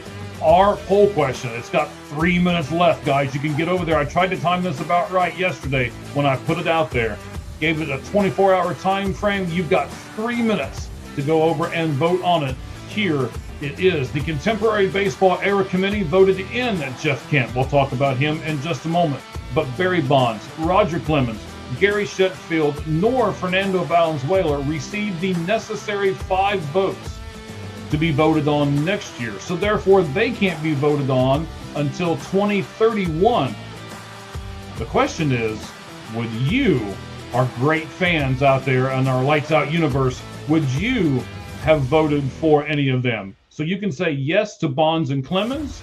You can say yes to Fernando Valenzuela. You can say yes to Gary Sheffield, or you can say what the committee did and go, no, none of them deserve to be in the Hall of Fame. But geez, I'm really looking forward to doing this baseball segment with you here, buddy. We cut baseball a little short last week because of everything we got going on. We do have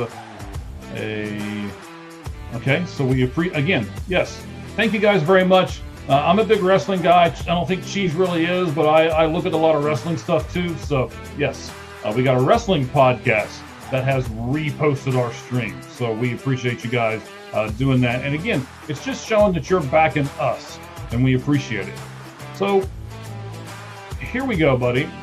You are going to be a GM of whatever team. It ends up the Phillies did this, so I guess maybe I'll put you as the Philadelphia Phillies GM for this particular exercise, right? I'm going to give you a bunch of Kyle Schwarber stats, both positive and negative, and then we're going to talk about what you would do. So you get to be the MLB GM. You get to decide if you want to sign Kyle Schwarber or not, considering the money and the years and his age. So here are the stats. You know this already. Most of our fans know this. He is the epitome of a 3 true outcome player. The 3 true outcomes would be home run, walk, or strikeout. A lot of his plate appearances, he's going to do one of those 3. He's been in the league for 11 years. He has 340 home runs in that time. So that means he averages 43 home runs per season for 11 seasons. His last 4 seasons, his home run totals have been really, really monstrous. 46, 47, 38, and 56. And all of those seasons with Philadelphia. He has a high 28.4% strikeout rate in his career, but he's also drawn walks at a high clip, 14.2, and that's for all 11 seasons combined. The league average rate is 22.4, and he strikes out at 28.4, and the league average walk rate is 8.4, and he has 14.2. So it's basically a trade-off. Here is the stat in my mind that makes a big difference to Kyle Schwarber. His hard hit percentage is 53. In other words, 53% of the times that he connects bat to ball, it is hit really, really hard. The league average is only 39%, and Kyle Schwarber is at 53%. In 2014, he slashed 300, 407, 490 for a weighted runs created plus of 152 against left-handers, and he is a lefty, compared to a 218, 342, 482 line and a 124 weighted runs created plus in all the other at-bats. So in 2015, those lines were 252, 366, 598, and 232, 364, and 541, respectively. So no matter what he did, righties, lefties, whatever, it was either a weighted runs created plus of 162 or 146, and league average is 100. So he was either 46 or 62% over. Now, there are a few downsides, Cheese, and I know I'm talking for a second, but I'm going to give you the floor in a second. There are some downsides with Schwarber. He is essentially only a DH at this point in his career. He has had just 13 outfield appearances over the last 2 years combined, and his age is also a factor. He'll be 33 in March. So Schwarber wants to secure, we'll go over what he actually got today, but he wanted to secure a $135 million 5-year bid in the offseason. That's roughly $25 million per season. If 27. You're a GM, Cheese, what do you do? 5 years, 135 is 27 per year. But anyway. Okay, sorry. My math's not great, but okay. So it depends what team I'm on. If I'm the Phillies GM, I get it. Yeah, absolutely. He's a good fit for the ballpark.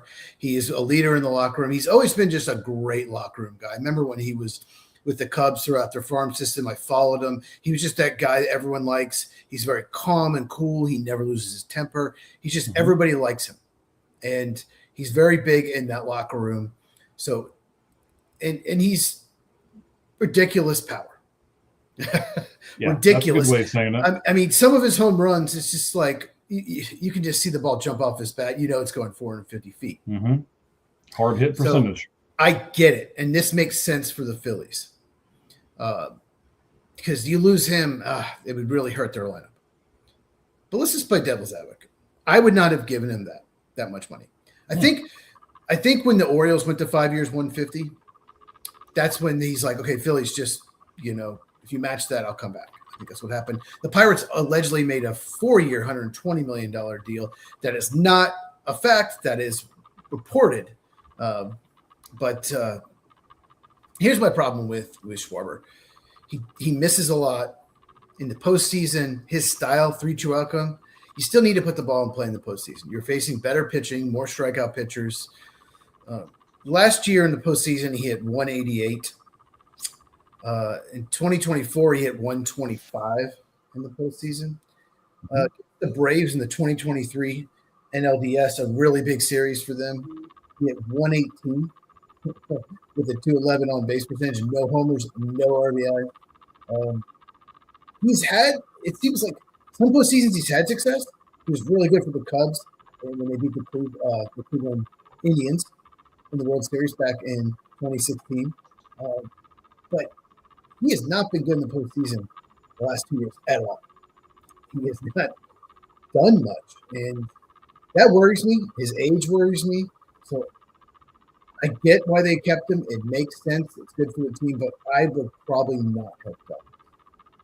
Okay, so you're not going to give him 5 years, 150 like they just did.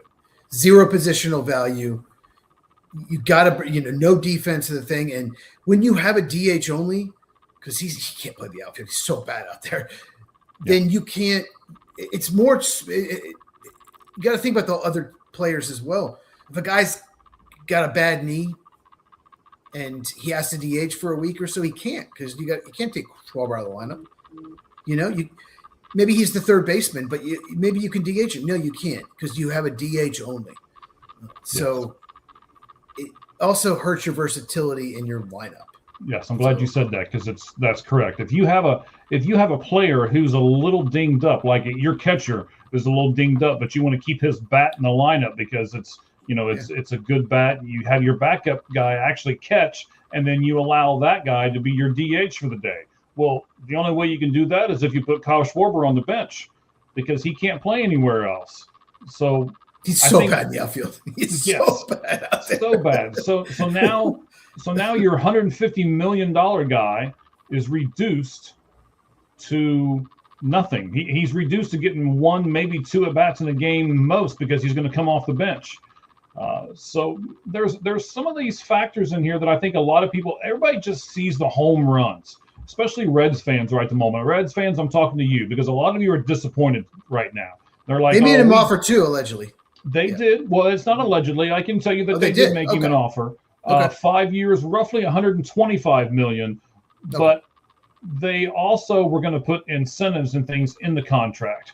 The Reds are a team, and I think that's smart. I love incentive-laden contracts. If I'm a GM, that's what I'd like to do. I'll give you X amount of guaranteed money, but I'm not going to guarantee you the whole contract, especially not somebody who's 33 years old and wants a 5-year contract. I don't want to get into an Albert Pujols contract. I don't want to get into any of those Angels contracts. Josh Hamilton, signed, right? Josh Hamilton, Anthony Rendon, right? Yeah. I don't want to get into that contract. And Reds fans would then, or any ball teams fans would be mad in those last year or two of that contract if you did it, even though they're mad when you don't do it. I mean, we're fans. We're very fickle and we're fanatics, so it's hard to please everybody. But I think what the Reds did with that 125, I know, Cheese. I'll let you talk in just a second. When they said 125, and we'll give you some incentives to where if you do well for us, then you're going to get paid still. But we're not just going to throw money at you and guarantee it to you. Go ahead, Cheese. I was just going to say the Reds, why they did it. I mean, it makes total sense. He's from Cincinnati. Yes. They need Middletown, power. Ohio. They need power. They did not. Desperately. Great pitching. They did not hit the ball at the ballpark nearly enough. And he's a good fit for that ballpark. He would make total sense. As much as I don't want him to be on the Reds, it would have been an awesome story and really big for that organization if they had done that. But now, why would you say you don't want him to be on the Reds? Why did you make that comment? Because my teams are the Braves and the Cubs. And the Reds made the postseason last year. They were 83 and 79. They just if they had just one or two more guys that could hit more, they would have been dangerous in the postseason, but they just didn't hit enough. They couldn't hit against the Dodgers. Well, I want oh my gosh, his name just slipped my mind. I said it a few weeks ago. That's Bo Bichette. No. Well, I'll take Bo Bichette too, but outfielder Cody Bellinger. There we go. I would much rather the Reds go out and get Cody Bellinger. He'd be a good fit. He would be a good fit. He gives you the power. He gives you the versatility. I think he gives you enough power and enough of the other characteristics that Kyle Schwarber doesn't give you for the same amount of money. And he can play all three outfield spots at a high level. Yeah, and first base. And first base. Oh, yeah, he's a very good first baseman. Yes, very versatile. Cubs used him everywhere when they had him. Yeah. Mm-hmm. All right, so that's so you wouldn't give him the 150. Where would you draw the line? Would you come into his agent and say, "Look, man, this is the top that we're going"? How is Cheese negotiating this contract? Well, obviously, if I wouldn't go there, he wouldn't be on my team. But I would probably go like 3 years now. I wouldn't mind the $30 million, but I'd do like 3 years. I would not want more. And like I said, it just bothers me that how bad in the last 2 years he's been in the postseason. And that's so important. And you have to in the postseason, you can't count on homers. At some point you're gonna have to slap a single the other way with a man on second, 2 out. You cannot count on hitting homers every single time you're up in the postseason. And if you're striking out or popping up with a man on second, 2 out, that's not helping your team. You got to put the ball in play at some point. So what you're saying is there's more to a hitter than home runs. Is that what I'm hearing, Chief? Yeah, it's like Mark McGwire. Like Mark McGwire is a great player. Was he always great in the postseason? No, because he was homer only. He had more homers than singles in his prime. That's crazy. Yeah.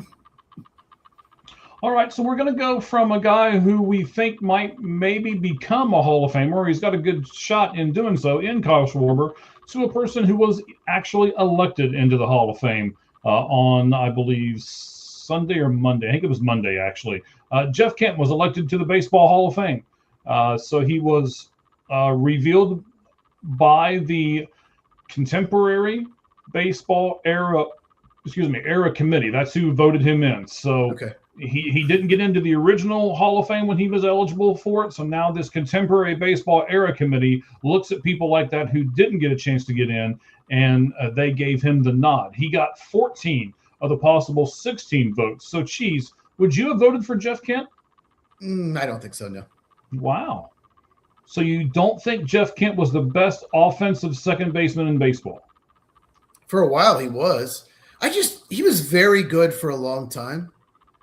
And he had a few really amazing years, but just because he played second base, I think people put a little too much emphasis on second base. It's like, okay, well, this guy played first base, easier position. This guy played corner outfield, and his numbers are way better than Jeff Kent's, but we're going to leave him out. That's just a little crazy to me. And I'd much rather have a player that's 5 or 6 elite, one of the best players in the game, than someone who's maybe 1 or 2 years like that and just very good for 15 years like Jeff Kent. I don't. A lot of people in the Hall of Fame, they put up numbers. It's a longevity contest. Like, right. For example, Dale Murphy. Yes, we'll get to him in just a minute. Oh, okay. No, go ahead. You can give him his numbers. Well, I mean, I'm a brainstormer, sure, but I'm just saying Dale Murphy had 5 or 6 unbelievable seasons, and by the time he was 33, 34, he was done. He was done. Jeff Kent still playing at all-star level, and he's punished because of that. But there were 4 or 5 seasons where he's like a 6 or 7 WAR player. He was unbelievable. Yeah. Jeff Kent had maybe 1 or 2 of those years. I think he did win an MVP. I could be wrong, but in his prime, in that stretch, with the Giants, I believe. Okay, in his stretch, Dale Murphy was much better player, but the longevity Jeff Kent had. So I would have voted for Dale Murphy ahead of Jeff Kent. I think it's crazy. Interesting. Yeah. So that leads me to my next question, right? So you got Carlos Delgado, you got Dale Murphy, you got Don Mattingly. They were all on the same ballot as Jeff Kent. Jeff Kent got 14 of the 16 votes. Delgado, Murphy, and Mattingly all received 6 votes. That means they'll be able to be voted on again next year, so it keeps them on that ballot. So I'm going to assume that you would have voted for Dale Murphy. Would you have voted for either Carlos Delgado or Don Mattingly? Nope. I don't think they did enough to make it. I would have voted for Murphy, but not for Mattingly or Delgado. Okay. So all right. So you've already established the fact that you're not necessarily going to look at it as a longevity process. You would be okay with instead of a 12 or 14 year really good career, you're okay with a 6 or 8 year great career. Right? 6 or 8 year where you're one of the best at your position, elite player, one of the best players in baseball.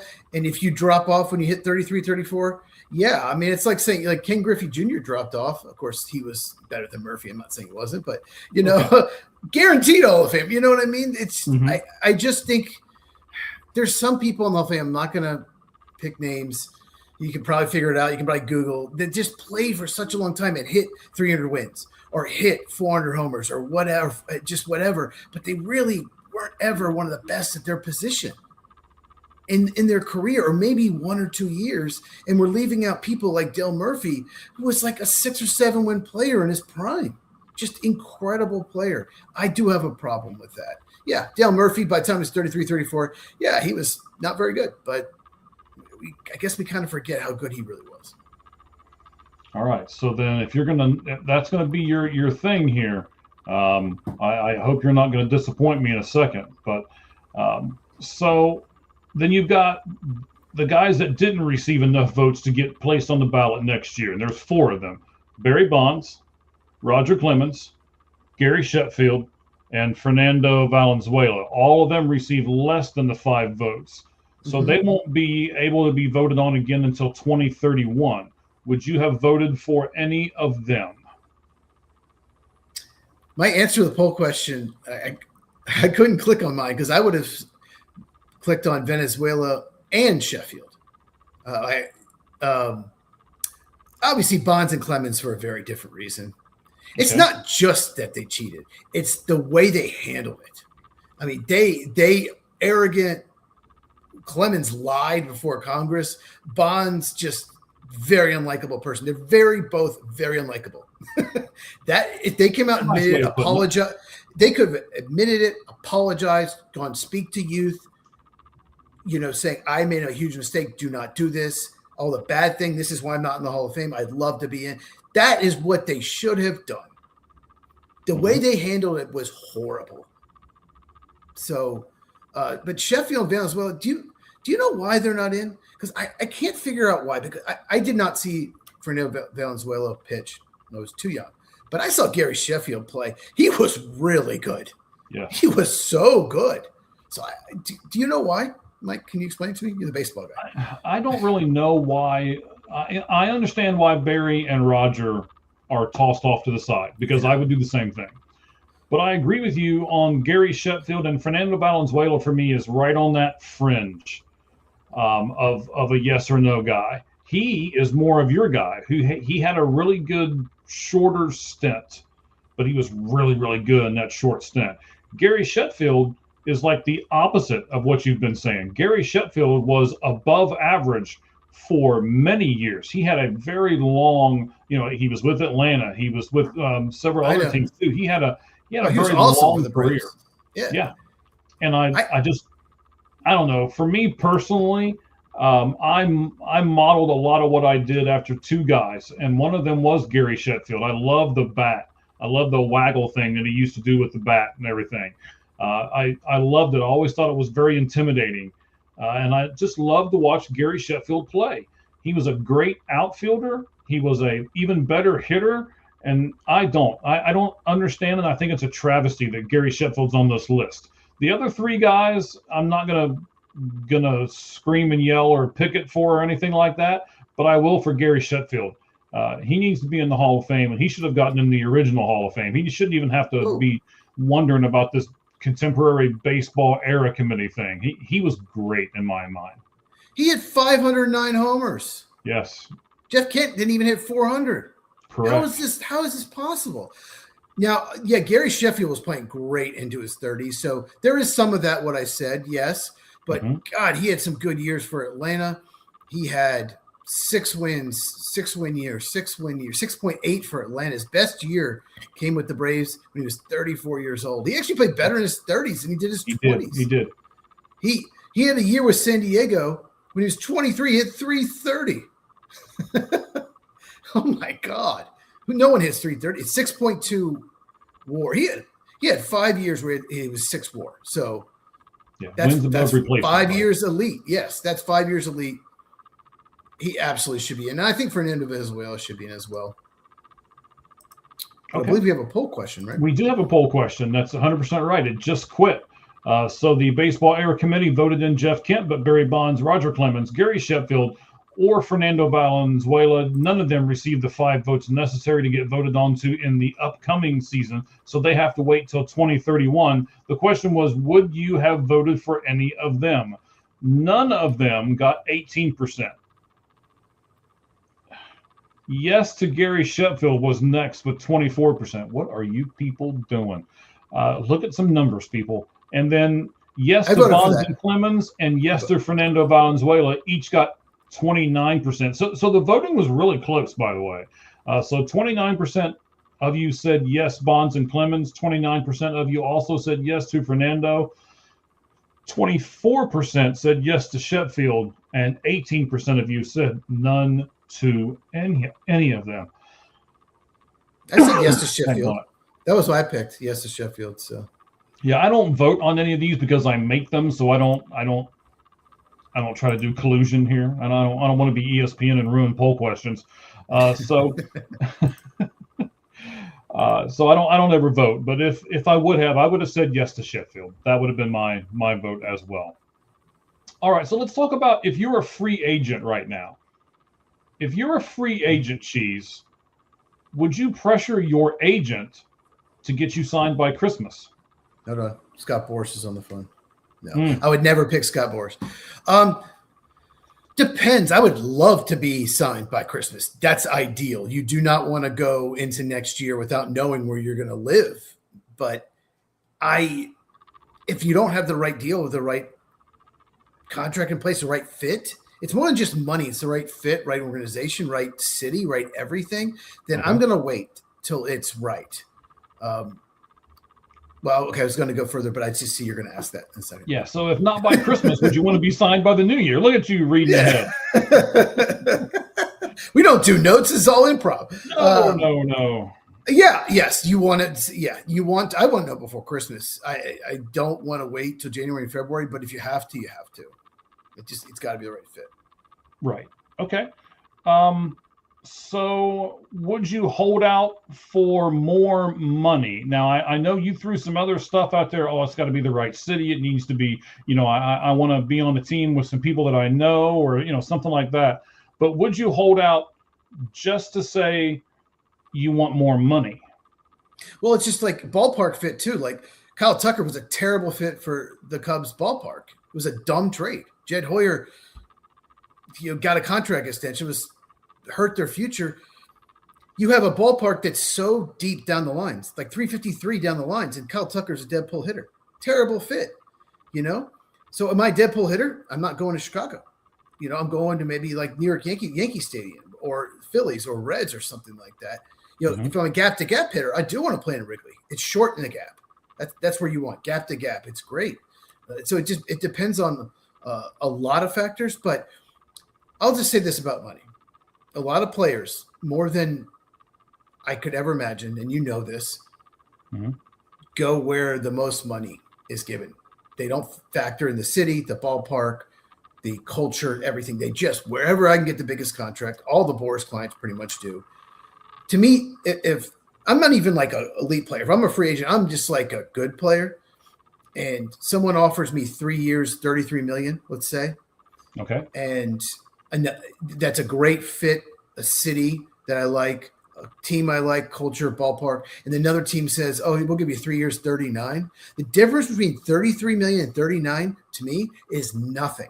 There's no difference in my life right now, and I assume you agree, between 33 and 39 million. Nothing. That's the same. Of course, taxes, Texas and Florida, you're going to make more money than California, right, and Massachusetts if you play for Boston. But so money, it is important. Of course it is, but it's not the biggest factor. But I would hold out for more money if and only if other factors were part of it. Well, I'm going to bring this up real fast because I like your point about holding out for more money, but I think it depends on where you are in your career. If you're towards the end of your career, you're probably not going to hold out for more money. If you're towards the front of your career, or in like college football, like we were talking about earlier, if you're looking at just NIL money and you can get another three, because I remember you saying earlier, well, how much money is enough? Well, it depends on if you're 18, 19, 20, or if you're 31, 32, or 33. That makes a difference to you as well. So we're really going to get into some of this money and loyalty talk and stuff next week. I can't wait to do it with you. We're going to kind of span that over all of these three great sports that you and I both love. But I want to give you some breaking news. Okay. The Pittsburgh Pirates have signed a free agent. I don't believe you. Yes, they really have. The Pittsburgh Pirates are in agreement on a 1-year, $7.75 million deal with reliever Gregory Soto. The lefty? Lefty, yeah. He's okay. He's nothing great. That's a pretty big deal for the Pirates, though, isn't it? A little overpay. He's nothing, I don't know. Yeah, that's an overpay. I would say you're right as well, but that's what the Pirates are going to have to do, right? They're going to have to overpay to get you. We were just talking about it, right? The right team, the right fit, Okay, so Gregory Soto goes back to the Pirates, and who offered him $5 million, and he's like, I'm not going to do it for $5 million. Well, how about $6 million? And then he thinks about it a little more, and they can see him thinking about, okay, so how about $7.5 million? Well, I tell you what, you go to $7.75 and you got a deal. Okay. Right, so they're going to have to kind of overpay to get people to look past the fact that it's Pittsburgh and they'll go play for the Buccos, right? I guess that's we heard they're going to spend money. They made it. Kyle Schwarber an offer. This is not going to get the fans excited. This is not the kind of sign No, they were. it's not, but it's a start. It's a start. Okay, sure. Start. We'll take All it. right, so let me just go over the new MLB media rights deal. Do you have anything else you want to talk about here for a second, Cheese, or am I No, keep going. We're good. knocking you out? No, go. No. Okay. So we've been talking about money, and we've been talking about how ESPN is doing this stuff, and how the college football is played out, and how the bowl games and all that money and everything. So I also wanted to look at it because a few weeks ago, and we haven't talked about it yet, Major League Baseball signed a bunch of 3-year contracts with a bunch of different streaming services and stuff like that, and how you and I will be able to take in baseball this year. So if you haven't heard, let's give you all the details. NBC is now jumping back into Major League Baseball. They used to be a huge player way back when in Major League Baseball, and they kind of dropped out. Now they're coming back. NBC will have opening day coverage of the Dodgers versus Diamondbacks, and they've got exclusive rights to that game. They will also be the conglomerate that will take over Sunday Night Baseball. So now that's going to be on NBC. They also get 4 wild card series within their agreement. So NBC is jumping back in with both feet. Peacock, which of course is also owned by NBC, if the name Peacock didn't give it away to you, will air some other Sunday night games if there is a conflict between like the Olympics or something like that NBC is covering. So Peacock will take that over. And then Peacock is also getting the 18-game Sunday morning streaming package. Now, personally, I love this package, and I will probably get this from them. They, especially for me on the West Coast, I can get up and they're on relatively early in the morning, and I get to see those games. Now, for the people on the East Coast, I'm not sure how intriguing it is to them because they got to get up like really, really early to watch these games. But for me, it's not so bad. I like the 18-game, what they call Sunday morning streaming package. ESPN, unfortunately, has assumed the oversight of MLB.TV. Plus, they now own all the rights to the games of the following teams: the Diamondbacks, the Guardians, the Rockies, the Twins, the Padres, and the Mariners. Those are all the teams that the Regional Sports Network, RSP is with RSN. They failed. They gave them up. Major League Baseball took them over. And so ESPN has got the rights to MLB.TV. We don't know what that's really going to entail yet. I'm scared because I have MLB.TV and I don't like ESPN. So I'm scared about this particular merger, but we'll see what happens here. And then they own the rights to the Diamondbacks, Guardians, Rockies, Twins, Padres, and Mariners. And they also have a 30-game slate that's divided out throughout the year, with the big game, the one they centered everything on, being the Little League Classic.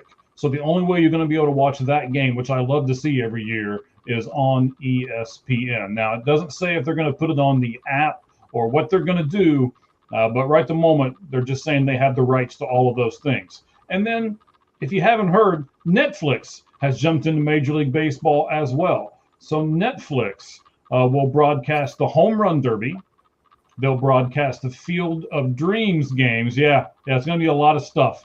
And then they have exclusive rights to the Yankees and Giants on opening day.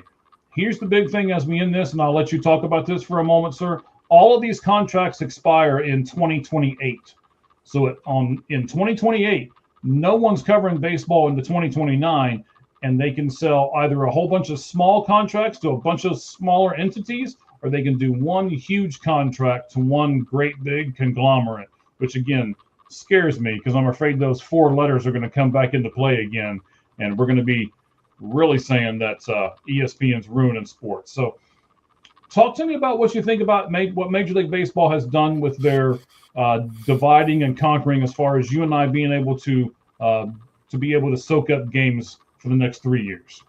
Being on so many networks and some streaming, some not, it's just going to piss off fans. They want to watch all the games. Some people don't have Netflix, don't have Peacock, some people don't have ESPN. It's just annoying. And I'll say this about NBC. Just don't hire A-Rod and Big Papi, because watching them talk is like I want to take a knee and stab my ear so I never can hear again when they are doing the pregame show. And Derek Jeter is nothing great, but he's great compared to them. Maybe that's why he works with them. Just don't hire A-Rod or Big Papi. Like, nobody wants to hear A-Rod. Yankees fans don't want to hear him. Nobody likes him. But I don't know. I don't love this. Here's what I do want. Okay. I want every game from whatever team to be on one streaming service. So maybe Netflix has the Braves, and maybe Peacock has the Diamondbacks, and maybe Prime has the Reds or something like that. So you only have to get one streaming service if you just want to watch that team, and you pay just that monthly fee. That's what they need to do. These teams need to partner with streaming services. So, if, for example, like you just want to watch Red games, you only have to get Amazon Prime. Boom. That's what I want to do. Yeah, sounds nice. Now, and then, of course, maybe once a week it's National Televised Game. Then it won't be on Prime. They'll be on NBC or ESPN or whatever. Mm-hmm. That's what I want. But I don't see that ever happening. No. No, I don't either. But, and by the way, you did bring up, I believe you said something about Apple. They have a contract in there too. I forgot to mention them. In fact, I didn't write the notes down for that. I hate when the game's on Apple, the Friday night game. I hate that. I just don't get to see it because I'm not getting Apple. I refuse to get Apple TV. Okay. Well, we'll talk about that later because I actually like the broadcast they do. I like how they present it. But never seen it. Okay. Well, maybe you should watch it first before you say you don't like it. But anyway. I don't like Apple TV. I have no problem. I've never seen the broadcast. I don't like Apple as a company. Okay. All right. Well, that's something we'll probably talk about later. So let's jump into our football stuff because I know Cheese is chomping at the bit to do so. So let's do it. Let's transition to NFL 4-down territory.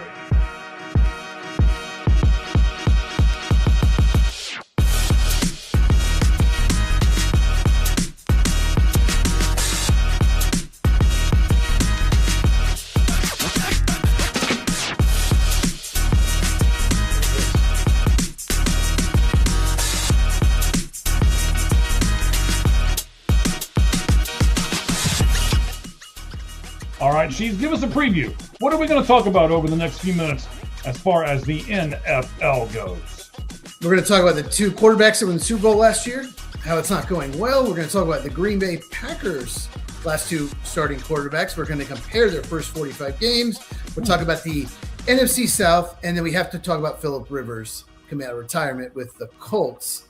So I'm going to cut a little bit because you actually asked we've talked a little bit this already in the beginning of the show. Yeah, the so I'm going to cut a little bit 5 and 5, right? Yeah. Yeah, the flaming 5 and 5. So, All right, you ready to go?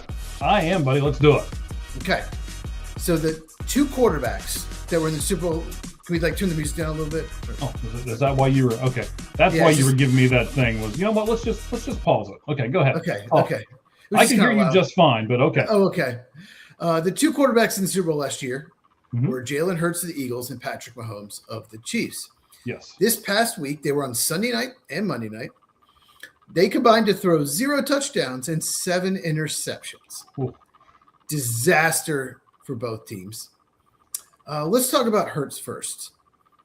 The Eagles have collapsed. They have been awful, like we talked about earlier. Do you think Jalen Hurts is the main problem? Boy, I think it's easy to blame him, but I don't know if he's the main problem. I mean, NFL is the ultimate team sport. There's 53 people on that roster, not counting the coaches and everybody else, right? So you have to be good in all phases, and you just can't say, even though Hurts has not looked good, and he threw 4, I believe, interceptions just in the Monday night game alone, and he hit a fumble too. Yeah, did you watch that game? I watched part of it. He throws an interception. The defensive lineman, to a defensive lineman, those are the worst. Yeah. Gets the ball punched out. Jalen Hurts picks it up, starts running with it, and then he gets it knocked out for a fumble. There was 18 turnovers in that game. It was one of the craziest games I have ever seen in my life. And it went to overtime. Right. But Hurts, 4 interceptions he did. Yeah. So I mean, when you throw 4 interceptions, it's hard to win a game. When you have 4 turnovers in a game, it's hard to win that game, no matter how they come. Yeah. So And they they even almost had won. 5. Oh, the Yeah. Chargers didn't play well either. Both teams were playing awful. It almost was like Duke, Virginia. It was very similar. Both teams did not really want to win. Yeah, we talked about it earlier. I think the offensive coordinator is a problem, the coaching's a problem, run defense. But Saquon Barkley had a big game. Mm-hmm. If Saquon Barkley has a big game, you should not throw 0 touchdowns and 4 interceptions. Hurts was awful in that game. They're a mess. The Cowboys are not out of it because the Eagles are an absolute mess. I mean, do you think there's any chance that they repeat? Or do you think they're done? I don't think they're done. They look bad, though. When Troy Aikman says you look bad on the ESPN broadcast, you really look bad. And he said it multiple times. He kept saying they just don't look like they're on the same page. Their timing looks off. And you know as well as I do, Cheese, they've not ever been an offensive juggernaut. They've just been good enough on offense, and their defense has been what's really gotten them where they've gone over the past few years. So when your defense doesn't play as well and your offense plays even worse, I don't see them going very far in the playoffs. But because of the start they got off to and the other teams in that division, I think they're still going to make it. I just don't think they're going to go very far.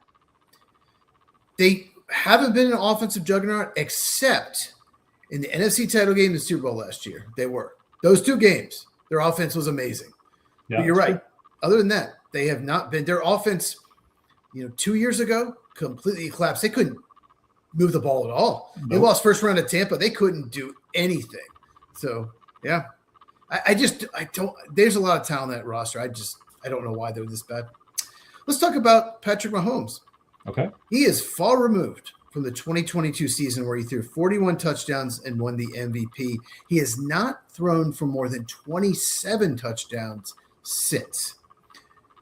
Do you think he can ever get back to that level of play? All right. Let me preference this by a couple of things. I don't particularly like Patrick Mahomes, the person. Okay. I don't particularly like what he does, what he stands for, all these crazy commercials that he does, stuff like that. But he's popular. He's making tons of money. I get why he's doing it. But I also don't think that it's his fault. I think he's the guy that everybody's going to blame. Every time I watch a Chiefs game, with my Taylor Swift music playing in the background, every time I watch a Chiefs game, I had to say it to you. I'm not mad. I'm just disappointed. Okay. His receivers drop stuff. They need to get receivers for Patrick Mahomes, and then that team will be fine.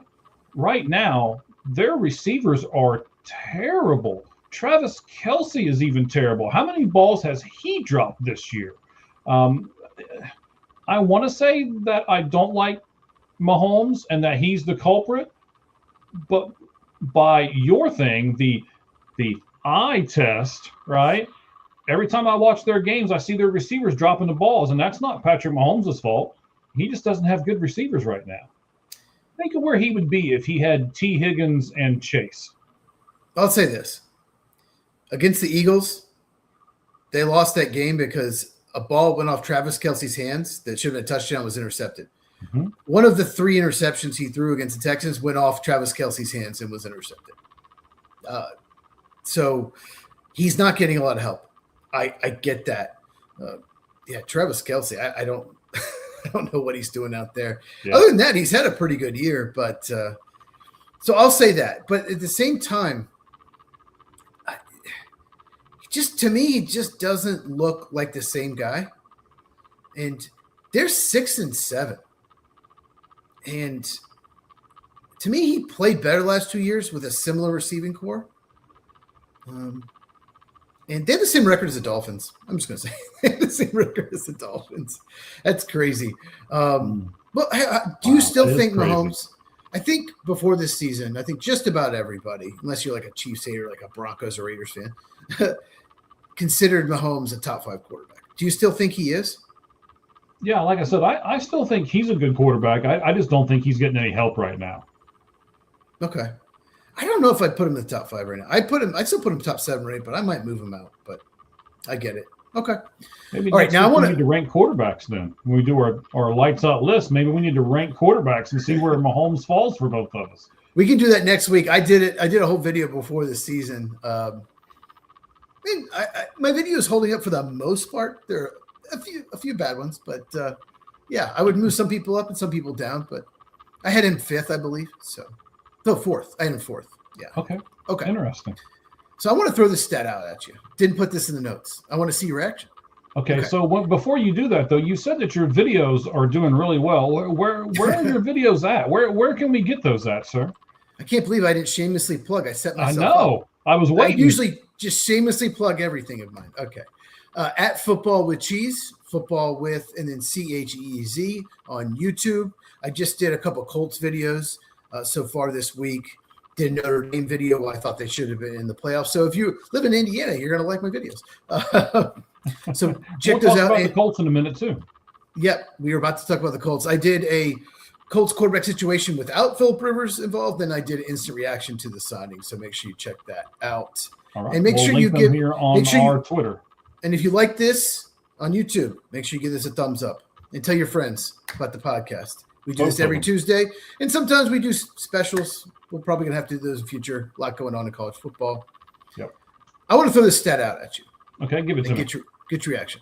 The last AFC title game that did not feature either Patrick Mahomes or Tom Brady as the starting quarterback in one of the games, one of the teams. Okay.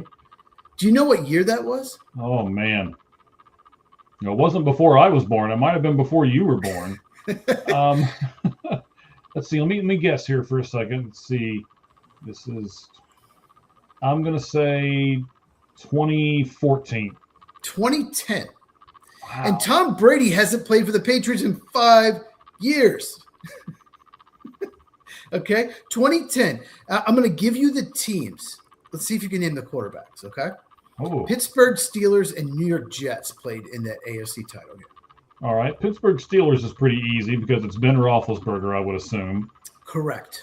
Who was the Jets Mm-hmm. quarterback that New year? York Jet. Eli Manning. Well, he played for the Giants, not the Jets. Oh, I'm sorry. The Jets. Wow. Yeah. Hold on. Give me a second because I'm stupid. Let's see here. I didn't say that. I Well, never I said did. that. I never will. I'll never say that. Brett Favre. Close, but actually it was Mark Sanchez. Oh. Mr. Jailbird himself. No more butt Yep. fumble. He Mhm. attacks DoorDash drivers. Hey, I'll say this. The 2010 season, you know who won the Super Bowl that year? No. History might repeat themselves. The Green Bay Packers beat the Pittsburgh Steelers in that Super Bowl. Hmm. Just throwing it out there. Just throwing it out there. Just happened to have that stat right there. I got one more for you. Oh, Sure. I got it. I love got stats. one. You know I do. You love this. You're going to love this stat too. Okay. The last time an AFC title game did not include, can you guess the year? One of these 4 quarterbacks: Mahomes, Brady, Roethlisberger, or Manning. Can you name the year?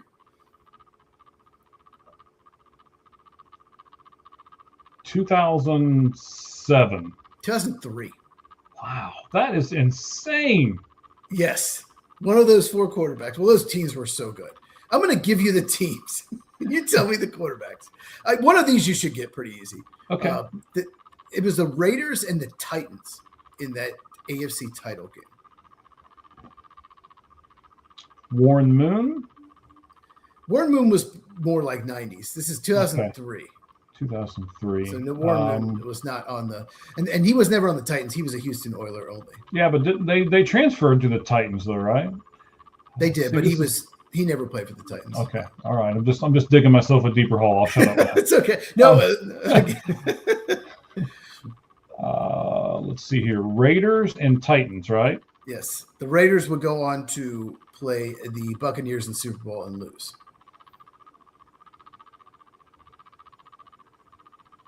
I should probably know one of these, especially since you set it up and said, "Oh, by the way, you're not that dumb. You're going to get one of them," and now I can't get either one of them.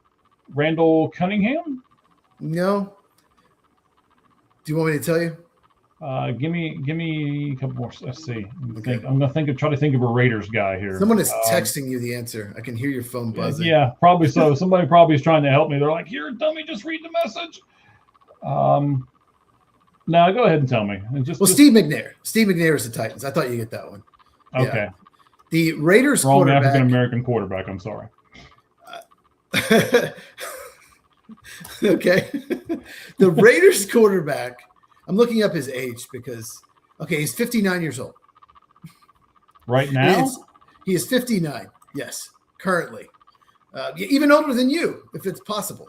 Yes. Yes. The Raiders quarterback was Rich Gannon. So last time it wasn't Brady Roethlisberger, Manning Mahomes. It was Rich Gannon for the Raiders and Steve McNair. That is crazy. But this year, it's almost no chance, unless the Chiefs went out and get some help, probably no chance that it's going to be a Mahomes or Brady.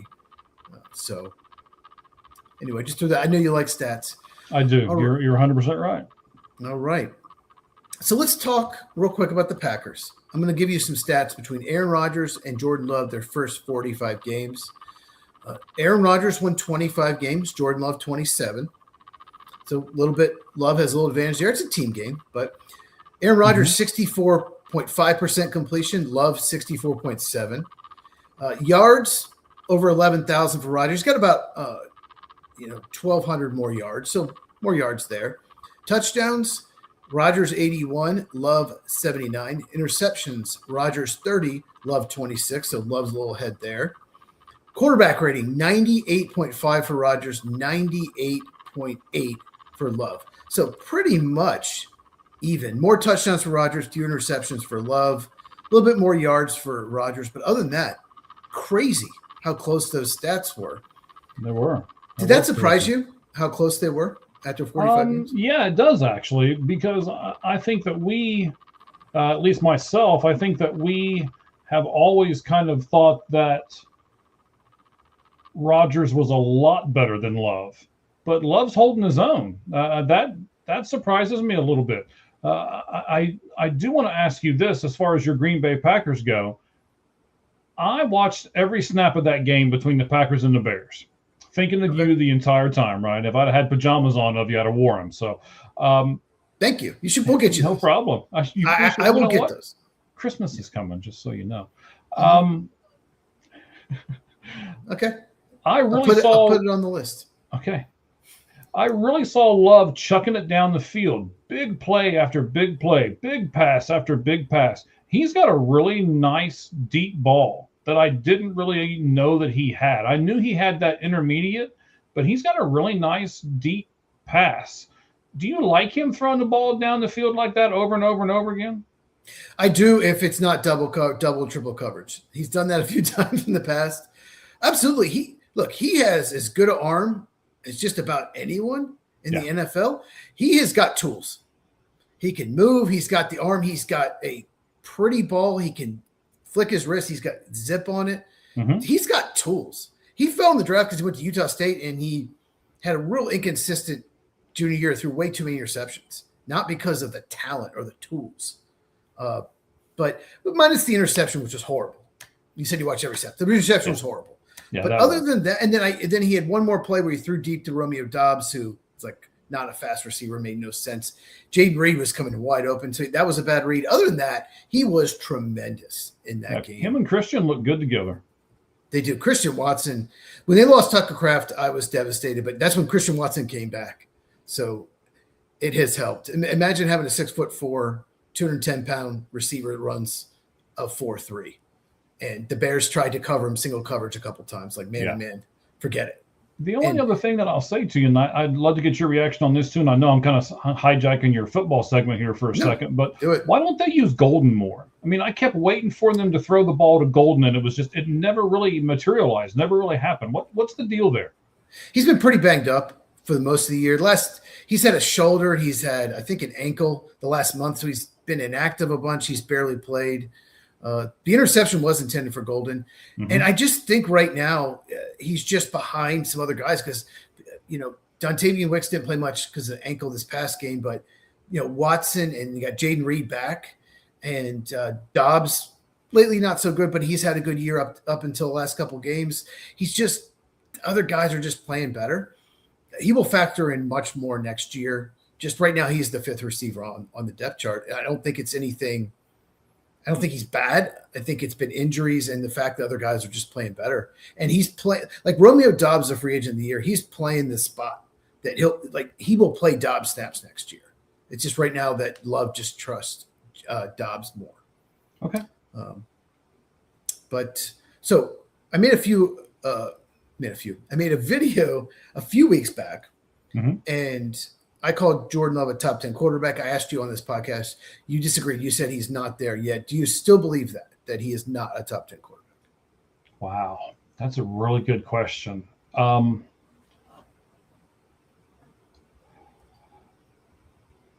going to put him at the bottom of that top 10. He's not a 5 yet, but I agree with he's 8, 9, 10, somewhere in that range. I don't have him top 5 either. We'll do the list next week, but I have him higher than you. But okay, he just there's 2 or 3 throws a game where he makes the wrong read or that dumb. That's why he's not top 5. But I get it. I'm going to give you a stat here. Jordan Love is 4-1 against the Bears in his career. The one loss, he played one series and then took him out because they were already in the playoffs last game of the year. So basically 4-0 against the Bears when he plays the game. The last time a Bears quarterback even had 4 total wins against the Packers was 1993.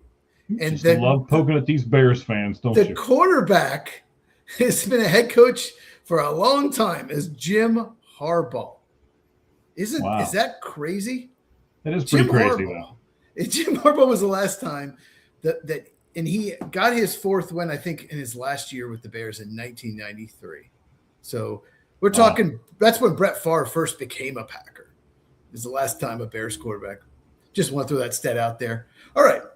We talked AFC North last week. We're not going to bring it up now. We're not going to bring up the Burrow interception. Oh, crap. Both of them? Whew. On back-to-back plays? You love stats. I got to mention this now. Okay. When Christian Bedford had that pick 6. Yes. Next Gen Stats has been around for like 10 years or so, maybe 10, 12 years. There's no play since they started their, company that has impacted a game more for winning percentage. The Bills had a 16% chance to win before that play and had a 77% chance to win after. Wow. So they've only had 5 games ever. They've only had 5 games ever that had 50% chance to win difference on one play. And that was 16 to 77, 61% chance. I did the math for you. Thanks. On one play ever since they started their company. Sorry. Anyway, just you like stats. You hate that one, though. Yes. It's okay. If they win that game, they have something like a 16, 18, 20, depending on look at chance to make the playoffs. Believe it or not. They have a 1. Yeah, they have 1. Okay. So we talked AFC North last week. We're going to talk NFC South this week. We were both high on the Buccaneers before this season. You even had them representing the NFC in the Super Bowl. Currently, the Bucs and the Panthers are tied at first place in the division at 7-6. Okay? Yes. The Buccaneers just lost at home to the rebuilding Saints. Now, the Bucs and Panthers, I hate that. They haven't even played this year. I hate waiting till the end of the year. The Eagles and Commanders haven't even played yet. It's ridiculous, but topic for another day. But they still play each other twice. I'm going to give you their schedules. Okay? 4 games left. Buccaneers play Falcons at home, at Panthers, at Dolphins, which now won't be easy, was early in the year, and then they get Panthers at home. The Panthers are at the Saints, Buccaneers at home, Seahawks at home, at the Buccaneers. Who do you think wins the division based on those schedules? Well, I still believe in the Buccaneers. I would say no matter what the schedule is, I would give the Buccaneers the edge. Until Carolina does it, I'm not going to believe in them. And, you talk about the tools all the time, right? Man, Tampa Bay has all the tools if they get everybody back healthy. So, I don't know the status of Evans, although I believe he's on his 21-day window. So he should be coming back soon. I believe a lot in Emeka Ibuka, even though he's fallen off a little bit here. The teams are starting to double team him and things. So, and now they've got Bucky back. So I still believe in Tampa Bay. Yeah, I still believe in Tampa Bay. I'm just going to say it that way. They've had some offensive line injuries. Did you see Egbuka's drop in the end zone? Yes. 4-point swing there. They lost by 4. Just throwing it out there. And the defense also has not been playing very well of late. So it's not, just the injuries. They're having some issues. I'll say this. If they lose, they play Thursday, so they have a quick turnaround. They lost the Saints at home. If they lose the Falcons at home, if they go Saints at home, Falcons at home, 2 bad teams, then I don't think they win. They would have to sweep the Panthers to win the division, in my opinion. You can't. I mean, you look at the schedule, you're thinking, okay, yeah, Saints at home, Panthers at home, or Saints at home, Falcons at home, late in the year. Oh, there's 2 easy wins. We got this. So it's a must win for the Buccaneers, I think. It 100% is. And I'll tell you this, I was preparing a side podcast to do when the Bengals scored the first 21 points. I was like, I was thinking this game was over. And I was preparing, okay, well, the Bills are in trouble. And I was going through, looking at their schedule, taking some notes down and all of this. Is their coach going to get fired? How are we going to look at Josh Allen going forward? And I was preparing this whole big thing, and then here they come roaring back and win the game. And I threw that notebook across the room like Jordan Love does down a football field. So, yeah, I was pretty upset with that. My top 4 quarterbacks, when I did my top 10 for the season, were Burrow, Lamar Jackson, Josh Allen, Patrick Mahomes. There is a very good chance one of them makes the postseason. Just Josh Allen. Yeah. That's how crazy this year has been. So I'm looking forward to that top 10. Okay. So you say Bucks. Do you still believe they can go on a Super Bowl run? Do you still think they could represent the NFC in the Super Bowl? Yes, because I don't really see another team in the NFC that has the same offensive level of talent. There are some teams that have a better defense and things like that, but I don't know if there's a team that can, if they have Evans. What about the Rams? And really, you got to put the Seahawks in there too, I guess. Yeah. Yeah. Would you stop punching holes in my logic live on our podcast, please? Hey, Packers got a pretty good offense. Just saying. Yeah. I don't know. So I'm this guy. Okay. So I know my Bengals aren't going to make it. Obviously, the Cardinals aren't going to make it since they're already eliminated, right? So I've started picking. It's like, okay, so I've got to pick another team. I got because that's what's going to keep me interested in the NFL season as I get behind another team. And the team that I decided to get behind was Tampa Bay. So now I really don't want Tampa Bay to get knocked out too. And it has to be me at that point. Well, the thing with Tampa is they will be at worst the 4 seed if they win the division. So they're going to get a home game. If they win the division, they'll get a home game. So at least you get, they lost it to Washington last year, but you win that game, you're already 1 round in. So yeah, anything can happen. I get it. I think so too. I think they could go on a run. I think they could win in Seattle. They already did, actually. They could go to LA and win. They could. They have the offensive talent. They could. So I agree. Okay. Right. So you have not watched my instant reaction to the Colts signing Philip Rivers. No, I haven't. So I'll let you talk first, and I'll give my opinion. But so the Colts, they lost Daniel Jones, their starting quarterback, to Achilles tear. Anthony Richardson was doing pregame warm-ups and broke his face or something. Insane, orbital bone. Okay, so he's not available. Their current starter is 6th-round rookie Riley Leonard from Notre Dame. So not ideal. I also heard first thing I heard was Rivers was going to be a mentor to Riley Leonard, help him out, only play in emergency. Then about 45 minutes later, right before I'm out to the video, I hear that Rivers could play sooner rather than later, according to Ian Rappaport. Sooner rather than later, whatever that means. I think this is a desperate move, and it could end in disaster. What do you think? I don't like it. I don't like pulling a grandpa out of retirement because he's literally a grandfather. I know. I know. I mean, I couldn't. Even if I was a really good quarterback, it can't be money motivated, right? It can't be. He's got the insurance for the rest of his life. I don't understand why he's doing this for. Why he's putting himself at risk for this. And I think I'm telling you what should have happened. The Colts should have went to the Cincinnati Bengals and asked for Joe Flacco. He could have done the Bengals could have released him, and then the Colts pick him up. I think that is a much smarter option than what they're going with. But why would the Bengals help them out? Why not? They're not doing anything this year. Why not help them out? I guess, but is that kind of some kind of collusion? I don't know. That would be ideal for the Colts. I mean, that'd be better. I think Daniel Jones is better than Flacco, but not much, to be honest with you. Don't you also think that because of what Flacco did for the Bengals, he came over, he learned the playbook quick, he got out there, he played, he's been dealing with a bum shoulder himself. I think the not necessarily, are the Bengals willing to help? I think, are the Bengals willing to give an olive branch to Joe Flacco and say, hey, you came over here, I wish it would have worked out better. You tried your best to help us out. We just couldn't get it done. So you know what? We're going to release you. Go over here to Indianapolis and see if you can get to the playoffs one last time before you turn into Phillip Rivers. And I think it's more of what the Bengals could do for Joe Flacco, not what the Bengals could do for the Indianapolis Colts.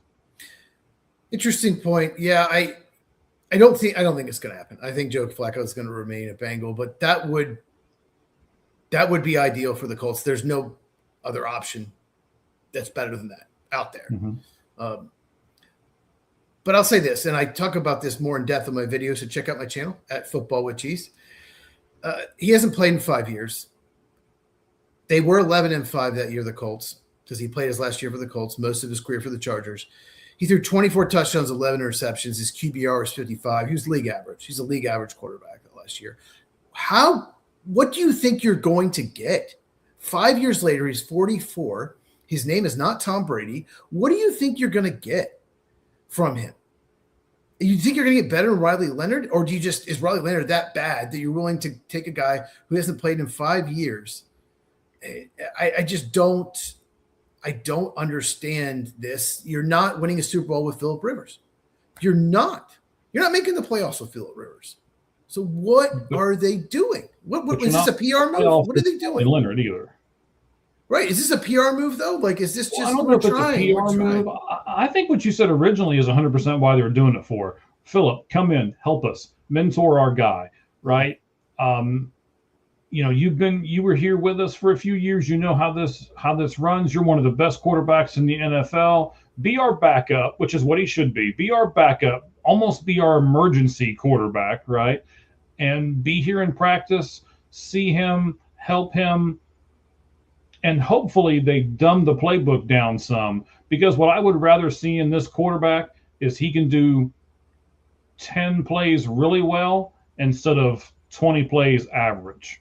He needs to do 10 plays really well. I mean, and I don't think that's a bad thing. You just give him 10 plays to start out with, and then you add 2 or 3 more every week just to give it a little bit of difference so that people can't watch the tape and go, oh, we know what's coming. Oh, we know what's coming. Because I've heard that about the Cardinals a few times this year, where other teams knew what play was coming before the Cardinals even snapped the ball. Yep. It's a very vanilla offense. Very vanilla. They line up Marvin Harrison Jr. in pretty much the same spot almost every play. How is that helping him? It's not. But going back to Rivers, he was never a mobile quarterback anyway. There's no way he can move. He's a pocket only. He's going to be Dan Marino at the end of his career. Maybe not that bad, but he's not going to be able to move. Riley Leonard at least can move. He's athletic. He can move. He's mobile. And he's actually really good at moving. That's probably his best trait, to be honest. Yeah, he is. So putting Phillip Rivers back there, I don't know if you saw Dan Marino at the end of his career. He basically just stood there, and if he didn't have it, he threw it away because he couldn't move. I imagine Phillip Rivers is going to be very similar. So let me ask you this. What kind of backlash is Indianapolis going to get if they put a beloved quarterback back there and he gets blasted and he falls on the ground and does the Tua Tagovailoa thing with his fingers, and we all know what's, that he's getting some kind of, concussion, or he's and you ruin a man's life because you were trying to get to the playoffs. I hope it doesn't ruin his life, but yeah, he could be. Yeah, but it he could absolutely get nailed. And let's just say this: they're at Seattle. They're not going to win that game. No. There is a small chance, but they're not going to win that game because their defense isn't very good, and Sauce Gardner is probably not going to play. So who's going to cover Jackson Smith and Jigba? Not Sauce Gardner. If he's not going to play, they're not going to win that game. Then they host the 49ers, who are 9-4 team. Yeah, that's winnable. Then they host the Jaguars. They're winnable, but those teams have 9 wins. They're both 9-4. Then they're at Houston. Like, I could see them losing all of those. They'd be lucky to win one. They're 8-5. They win one, they're 9-8. They're not making the playoffs. I just don't. I think it's a dumb move. I think it's desperate. I laughed when I saw. I honestly, when I first met my first Colts video, I didn't even include Rivers because I thought when they were working him out, I thought it was like a PR move. I thought it was a joke. They never signed him, so I didn't even bring it up in the first video. I think this is ridiculously stupid. And now you're making me want to watch these because I wonder who you're going to say. Like I would have put Desmond Ridder in there. I'd like to see Desmond Ridder in there before I would Phillip Rivers. I didn't say anything about Desmond Ridder. All I mentioned was Riley Leonard and Brett Rippon, who's on the practice squad. That's the only two. They're screwed. Look, they're screwed. They're not Minnesota Vikings screwed, but they're barely above them. But they're screwed. So. Yeah, I feel sorry for him. 7-1. They were 7-1. They were in first in the AFC, and now they're 8-5, and they're not making the postseason. So there we go. That's the NFL segment. All right, buddy. Any final thoughts? Any final thoughts on the Colts? I don't have any final thoughts on the Colts, but I'm watching a thing on the side over here. You may or may not know the MLB is doing their draft today. They've already done their draft. I know. I saw They did the lottery, not the draft. The right draft lottery. They do the ping pong ball thing or whatever however they do theirs. Mm-hmm. And I noticed that the Giants defied the odds and went from 15-4, and then the Diamondbacks got just pummeled. And even though they weren't a great team, they went from 4 all the way down to 15. Those two teams basically swapped spots. And I just want to throw it out there. This is the reason why I don't like this system. You should get to pick your people in the draft like the NFL does by how you finish in the year. The only other thing that I don't like about MLB, and I think they should change, is you should be able, and you've said this too, they should be able to trade draft picks like what football can. Yes. And if they would do those two things, I really think people would pay more attention to the Major League Baseball draft, because I guarantee you nobody watched this. This happened about 4 hours ago, and it's only been reposted 56 times. So nobody cares. Well, I'll just say this. A few thoughts on what you said. They do the top 6 lottery. They should just do top 3. You don't need to do 6. That's how the Giants moved up, right? The Cardinals and Rangers also got screwed. Braves moved down 3 spots. When you go from 6 to 9, how much bonus pool money you lose? That's like $1 million, $1.5 million. So the Braves had the 6th best chance because they stunk this year. They moved down to 9. They're never in the lottery. It's just one of the few times they had an opportunity. They moved down. So a lot of it's luck. One year the Cubs had the 12th best odds and the Twins had 13th, and the Twins moved up in the top 5. Well, if the Cubs had lost one more game, or won one more game, one more game, they would have gotten it. Mm-hmm. So it's like, I don't like that system. The Rays and the Giants made out huge. So I have no problem with top 3 lottery because you want to prevent tanking. That's why they're doing this. They want to prevent tanking, but teams are going to tank anyway. And there's rules in place. You can't be in the lottery more than 3 years in a row. That's why like the Rockies and the Nationals can't pick higher than 9th or 10th. So there's rules in place. So I agree with you. And as far as trading, I just want to say this. I'll tell you exactly why they won't do trading for the draft. It's because the Dodgers, Yankees, and Mets will trade all their future first-round picks for great talent from like the Pirates and the Twins and teams like that, right? Yeah. And those teams know that they have to win by the farm system, by young talent. So they'll do it. They'll give you the best players, give us draft picks. So the Yankees, Dodgers, Mets will have no first-round picks for the next 7 years, and the Pirates, Nationals, Twins, teams like that will have all these picks. And they don't want it. They don't want, 3 or 4 teams have no picks, and 3 or 4 teams have 2 or 3 picks every draft. That's why. But to prevent that, do with the NBA rules. You can only trade your first-round pick every other year. Solves. Okay. Boom. All right. There you go. See, they should listen to us. They should be listening to the Lights Out Sports podcast right now. And congratulations to the White Sox. They won. They need all the help they can get. That's true, too. That's very true. All right. So tonight, instead of doing one top 10 list, we're going to do 2 top 5 lists. Those 2 top 5 lists are going to be the NFL Coach of the Year and the NFL MVP. So, Cheese, I'm going to give you a choice. Do you want to pick which one we do first, or do you want to go first in the 2 categories that we do? I want to do Coach of the Year first. I want to build up the MVP. I want to do Coach of the Year first. So, yes. So I didn't defer. I made the choice. So you won the toss, and then So I guess you're going to go first then. All right.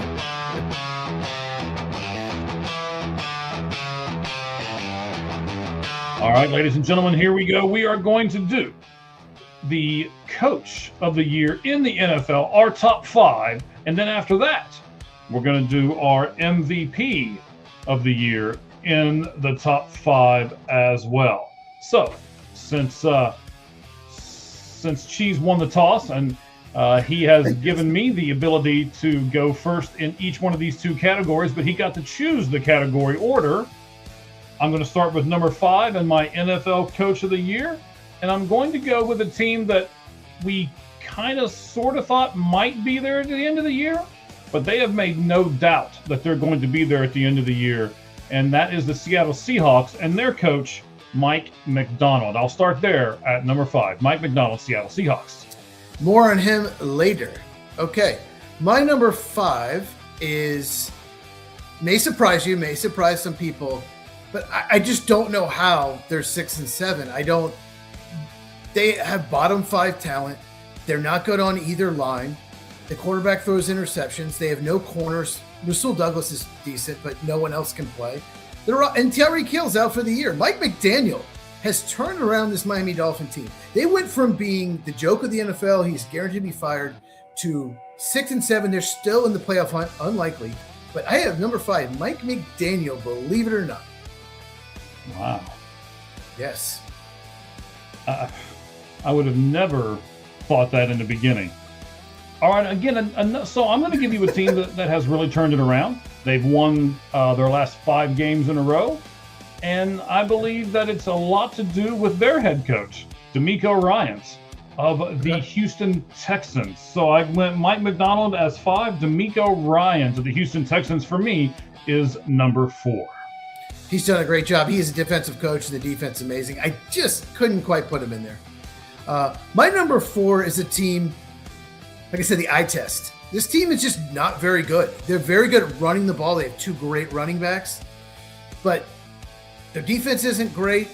Besides Teteru McMillan, the receivers aren't great. They have no tight ends. They're just not a very good team, but they're 7 and 6, and they're tied for first. So I got to say Dave Canales of the Carolina Panthers is my number 4. He would have been 6 for me. Okay. Yeah, he was right there. I agree with you. Now I've got, the top 3 guys. You can't do these, okay, they're building good, they're coming, they're up-and-coming teams. No. For me, these top 3 coaches have to be teams that are in the playoff picture. They've been dominant all year long, and they have shown why they're such good teams. And their coaches have been a big part of that. So that's my criteria for these top 3. And I believe the 3rd best coach, when you look at all of those things, is Sean McVay for the Los Angeles Rams. So I put him. I know you don't like him. You've got to. I know you don't like him because we've been together long enough. I know you don't like him. But are you telling me, Cheese, are you really going to tell me that you thought the Rams would be in this position at the beginning of the year? I picked them to win the division. Even though you don't like him? Yeah, because they have a good team. Okay. I don't like his play calling. I think he's Matt LaFleur, but a little better. I don't think he's that great. Well, Matt LaFleur is not in my top 5 either, just so you know. He's not in my top 25. But anyway. All right.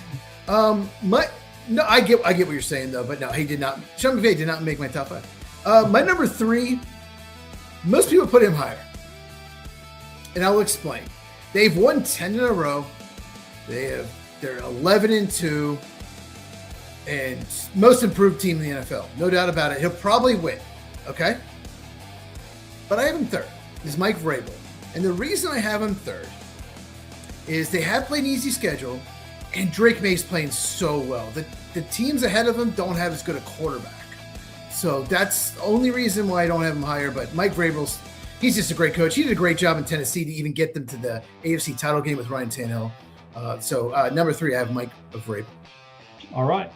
So for me, Mike McDonald, D'Amico Ryan, Sean McVay. Number 2. So I thought you were talking about there for a second when you were setting it all up, and then I realized where you were going after about 3 sentences. My number 2 guy is a guy who I didn't like how it all came together. I didn't like it at all. He used to be the coach of the Saints, and then he went to the Broncos and all of that.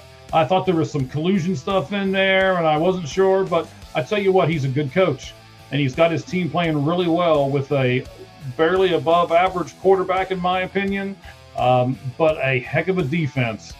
That would be Sean Payton of the Denver Broncos, my number 2 ranked coach in the NFL. Yeah, Broncos, Patriots both won 10 straight, both 11-2. Who had that? Actually, look, I don't have Sean Payton in my top 5. And maybe it's because I already knew he was great. And we both picked Denver to win the division. So I'm not surprised Denver's good. Their defense is incredible. So that's why I didn't put them in my top 5. My number 2, I'll just say this. I think their quarterback is bad. I don't think he's even average. He's not a good quarterback. He can make all the Zach throws. Taylor up here, are you? No. Okay. Zach Taylor's probably getting fired. Yeah, more on that He later. probably is. Probably should be. This team is in first place. I honestly thought they'd be 8 or 9 wins. The quarterback's not good. He'll make some great throws and then he'll be terrible. But you can tell just by play design, you can tell by game plans that Liam Cohen is a really good head coach for the Jacksonville Jaguars. It's his first year. I did not expect the Jaguars to be 9-4. Like I said, I thought they were like a 7-8 win team maybe. He's done a tremendous job. And you can tell he's a motivator. You can tell they like playing for him. So yeah, Jacksonville Jaguars, Liam Cohen, number 2 on my list. Yeah, I can't knock that one. I've been on his bandwagon for quite a while. I really liked what I've seen. And that's the reason why I put the guy at number 1 that I put at number 1. I've watched 4 or 5 of their games now. I see him gather up a bunch of players on the sidelines. I see him yell at people. I see him pulling people off to the side and talking to them. I see him pulling groups of players off to the side and talking to them. And it just really looks like that team has bought in to exactly what he's selling. And he is Mike Vrabel for the New England Patriots. Is your number 1? Not the fact that they've won 10 games in a row, even though that's a part of it. It's really the fact that he is the guy who I have seen coach more on the sidelines than any other coach. And honestly, I've seen Sean Payton do it a few times with Bo Nix too. I mean, they've had some shouting matches and stuff, but Liam Cohen's done as well. I've seen him do it as well. Yeah. I've not watched very many Jaguar games. I'm not going to lie about that, but most people haven't. Yeah. So I can't really say that, but I've seen Mike on the sidelines. I really like his style. And by the way, just to bring up another Bengals thing, I don't know if you saw it today. Did you see who they released today? Jermaine Burton, I believe. Yes. That guy's a psychopath. Get him out of the locker room. What a terrible 3rd-round pick. But anyway, that's a story for another day. Okay. Somebody might make a video about that on his YouTube channel. Do you have any thoughts? I don't think it'll get enough clicks. Do you have any thoughts on Jermaine Burton? He's nuts. I don't know him personally like what you do, but I will say that's a huge wasted pick.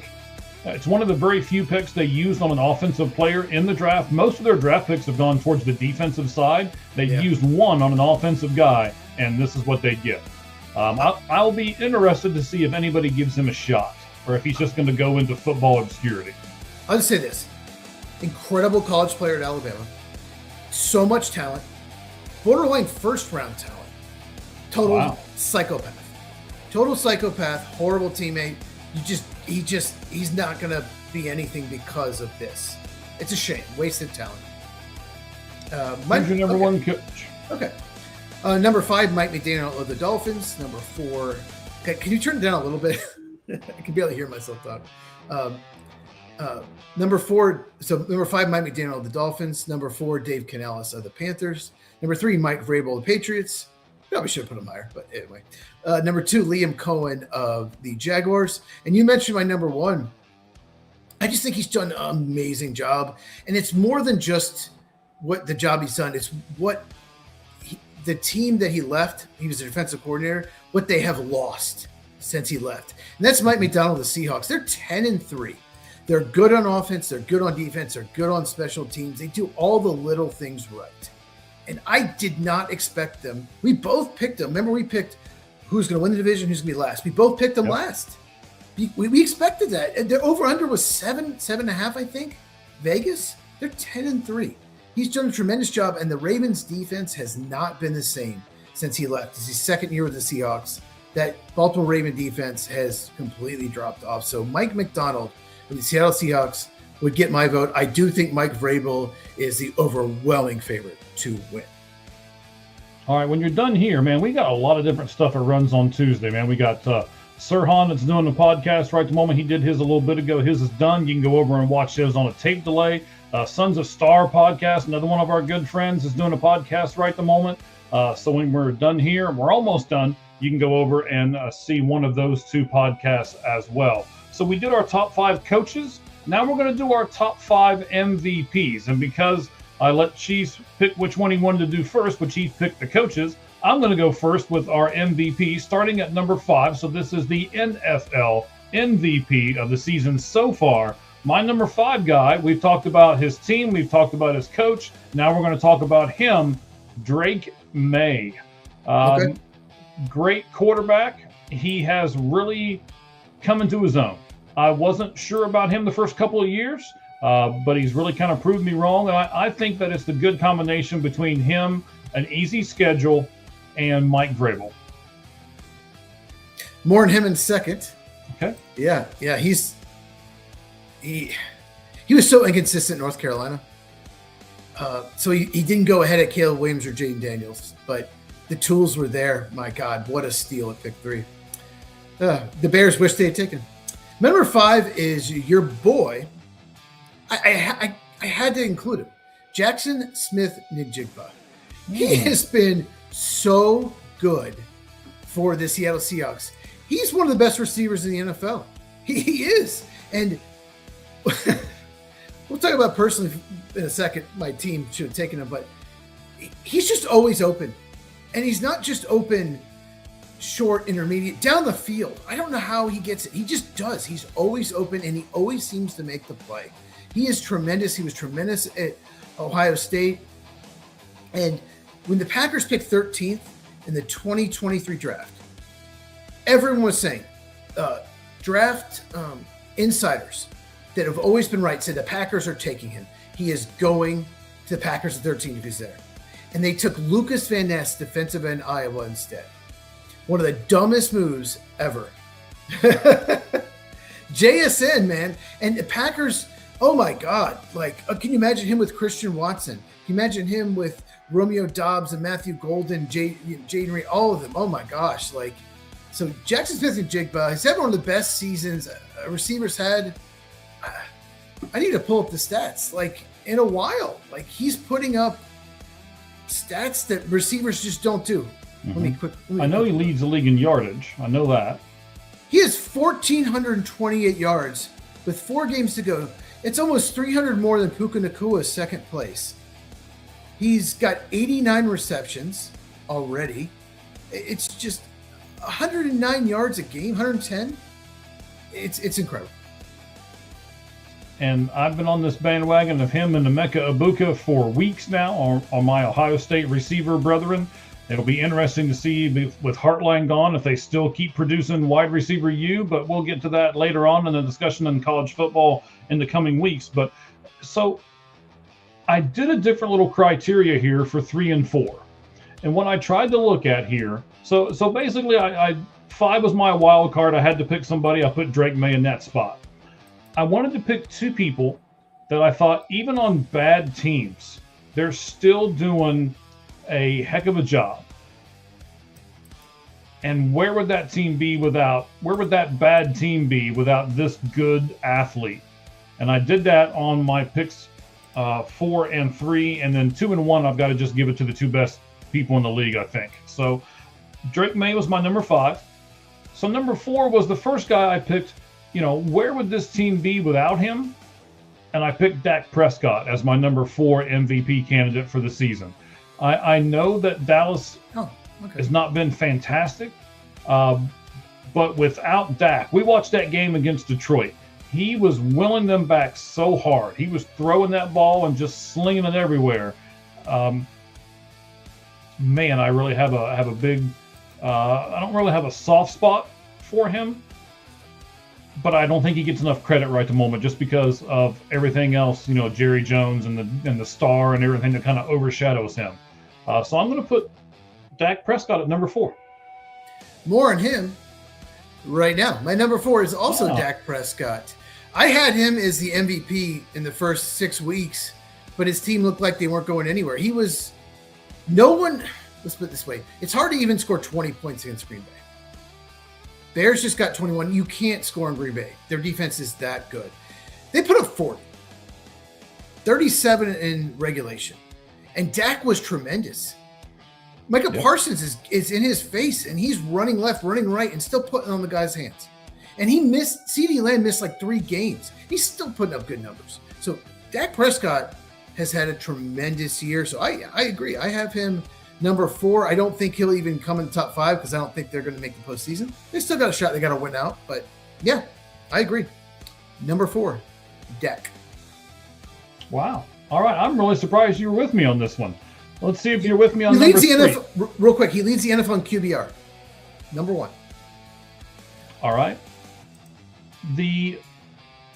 So I looked at it and said, okay, is there somebody who is the best at his position on a terrible team? And in my opinion, there's one. Okay. There is a guy who is the best tight end in the league, but he is on a terrible team. And that's Trey McBride for the Arizona Cardinals. I had to put him in there somewhere, man. Come on, help me out here. I'm not going to help you out. You can't win MVP when your team has, 3 wins? Sorry. I told you what my criteria was, okay? But where would the Cardinals even have a victory without Trey McBride? He almost has been beat the heart Packers. and soul of their offense all year long. Oh, he kept him in the game against the Packers. There are 2 reasons they were even – well, okay, there's 2 reasons that Packer game finished the way it did. If Micah Parsons is double-teamed, Cardinals win. But if Trey McBride doesn't play, they don't even come close to winning. Yeah. So he's tremendous. I'll give you that. But MVP, no, I did not have him in my top 5. It probably wouldn't be in my top 25, but I get it. Okay. He's outstanding. He's an outstanding player. So who is your number 3 MVP of the NFL season as of right now? I don't think you're going to put this person in your top 5. But number 3, you can call me a homer, but I have Jordan Love of the Green Bay Packers. I really want to put him higher. He doesn't have the stats as some other guys, but he's been tremendous the last few weeks. He has been so clutch. Against the Lions, there were plays where he's on this back foot, they're blitzing him, and he's hitting the guy down the field, ball in their hands. Against the Lions, that 4th down, if they don't get it, Lions have the ball around midfield, down 7, and he's running backwards, pressure in his face, hits Dontavian Wicks right on the hands. Jordan Love has been amazing. He's been amazing in the 4th quarter. He's been amazing in the clutch. So, Packers 9-3-1. I have Jordan Love, number 3. All right. So I haven't asked this of Cheese. I'm just gonna put it out here. Next week, we're going to do top 10 quarterbacks. And next week, we are going to predict the first round of the college football playoffs. So we're going to look at each game, and we're going to predict who we think will win each of those first round games in the college football playoff next week, right here on the Lights Out Sports Podcast. Got a feeling about James Madison. over at Oregon. Got a feeling. Got a feeling, huh? No, All right. not at all. Okay, buddy. So, number 2. I talked about him before. I had his coach at number 2, and now I've got him at number 2. And it's Bo Nix. He's not the greatest quarterback. He's kind of like, he's kind of like, Okay. he's kind of like the Jordan Love over here for you, right? Bo Nix is just good enough to be able to lead that team. I saw him do a lot of smart stuff over the last 2 or 3 games. Does Okay. he have all the stats? Yeah. No, he doesn't. But he knows when to. He could have taken sacks, and he knows when to throw the ball away. He can feel the pressure seemingly, and he takes off running. He doesn't get a whole lot when he runs all the time, but he can feel that pressure seemingly, and he takes He's off mobile. running and gets. Yes, He's he's very very mobile. mobile. Gets something out of nothing, right? So I think he's really been coached up big by Sean Payton, and they've won 10 in a row. If I'm going to put Drake May on this list, I felt as though I had to put Bo Nix on this list, but I felt as though I had to put Bo Nix higher. So I put number 2, Bo Nix, on my NFL MVP. Okay. I get it, I guess. He's 26 in quarterback rating, 17th in QBR. Yeah, I said he doesn't have the stats, but neither does Jordan. Well, I mean, Jordan's stats aren't that bad, but Jordan Love is 4th in quarterback rating. He is 2nd in QBR. okay. How many wins do the Packers have?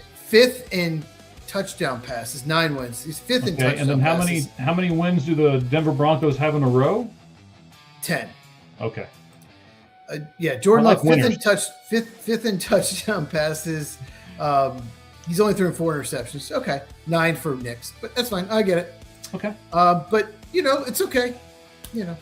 Anyway, you mentioned my number 2. I have Drake May of the New England Patriots. 23 touchdowns, 6 interceptions. They have an easy schedule, but he's been tremendous. He still gives you every once in a while. Of course, Jordan Love does it too. A couple throws like, "What are you doing?" But he's been a leader, and in the second year, it's amazing his improvement. And they're 11-2, like you said, 11 wins, won 10 in a row. So number 2, Drake May. All right. So I would never have done this until Sunday. He wasn't even honestly on my board until Sunday. In fact, I admitted earlier in the show that I was making "this team is in trouble" notes for a video that I was going to do here on the podcast. But I couldn't put anybody else above the guy. He took over in that game, and he willed the Buffalo Bills to win. I've never seen a guy do it. I love what he does off the field. What? And I gave him. You forgot somebody. Nope. Okay. I gave him everything. I gave him points for what he does off the field. I watched him leave that game on Sunday, and he gave his hat to one person. He gave his towel to another kid. He gave the football that he had to another kid. It's hard not to root for Josh Allen. So I put Josh Allen of the Buffalo Bills at number 1. Who did I forget? 22 touchdowns, 10 interceptions. I mean, I just okay. Allen's just not been nearly. He's taken way more sacks than he did in previous years. Okay, that's fine. He runs, and I tell you the reason why I did it is because they had to have that game Sunday. They had to have that game just as much as the Bengals had to have Christian that game. Bedford won that game. Okay. Come on now. He had one good play. If Christian Bedford doesn't make that play, Josh Allen doesn't win that game. Just saying. But I get, I get and I'll give you that. That's true. I get what So who did I forget? He's a reigning MVP. I get it. He's very good. He's just not playing to me on the level he's played the last few years. Number 1, it was easy for me. I think he's going to win it. I think he's going to be borderline unanimous, and that's Matthew Stafford. 35 touchdowns, 4 interceptions, first place in the NFC, 10-3. I mean, I know he's got Devontae Adams, Puka Nacua, but still, Stafford looks calm, cool in the pocket, leads the league in quarterback rating. He's just been tremendous, and I know you hate the Rams. You hate them. But, Matt Stafford, it was an easy number 1 for me. It was really the tough thing for me was Drake May, Jordan Love 2, 3, and then Dak Prescott, Jackson Smith, and Jigba 4-5. That was I'm tough. smiling over here because we have flipped roles this week. I'm usually the guy that gives all these stats and has all this stuff, and I went more with what I saw on and off the field. I went more with the fact that he's athletic, and I went more with your eye test. And this week you went more with my stats. You gave stats on every person you put in that MVP race. Well, I looked him up. I did the list first, then I looked him up. Okay. I looked him up as we were doing this. I needed to justify my picks because ours are very different. That's all right. Maybe that's why your internet or my internet or whose ever internet's been going wonky didn't do it, because you did so much stuff on the side this time. Well, it worked fine today. No more Yes, issues, it did. hopefully. So and I'm really happy that it did. I like that we both had Dak. I think he's been tremendous. Let me look up his stats. He's secondly in touchdown passes to Stafford, 26 touchdowns.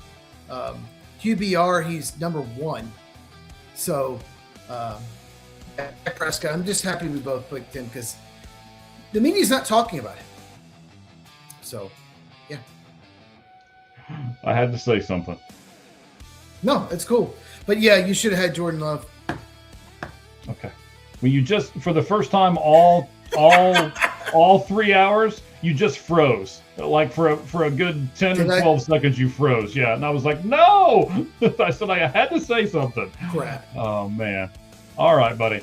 Hey, it's been a great show. 3 hours worth of show, just like it usually always is. But man, we packed a lot of stuff in this, and we could have done so much more. We took a bunch of stuff out. Both of us did. So yeah, guys, thank you all very much. Peace. I don't know how to say the rest of the peace.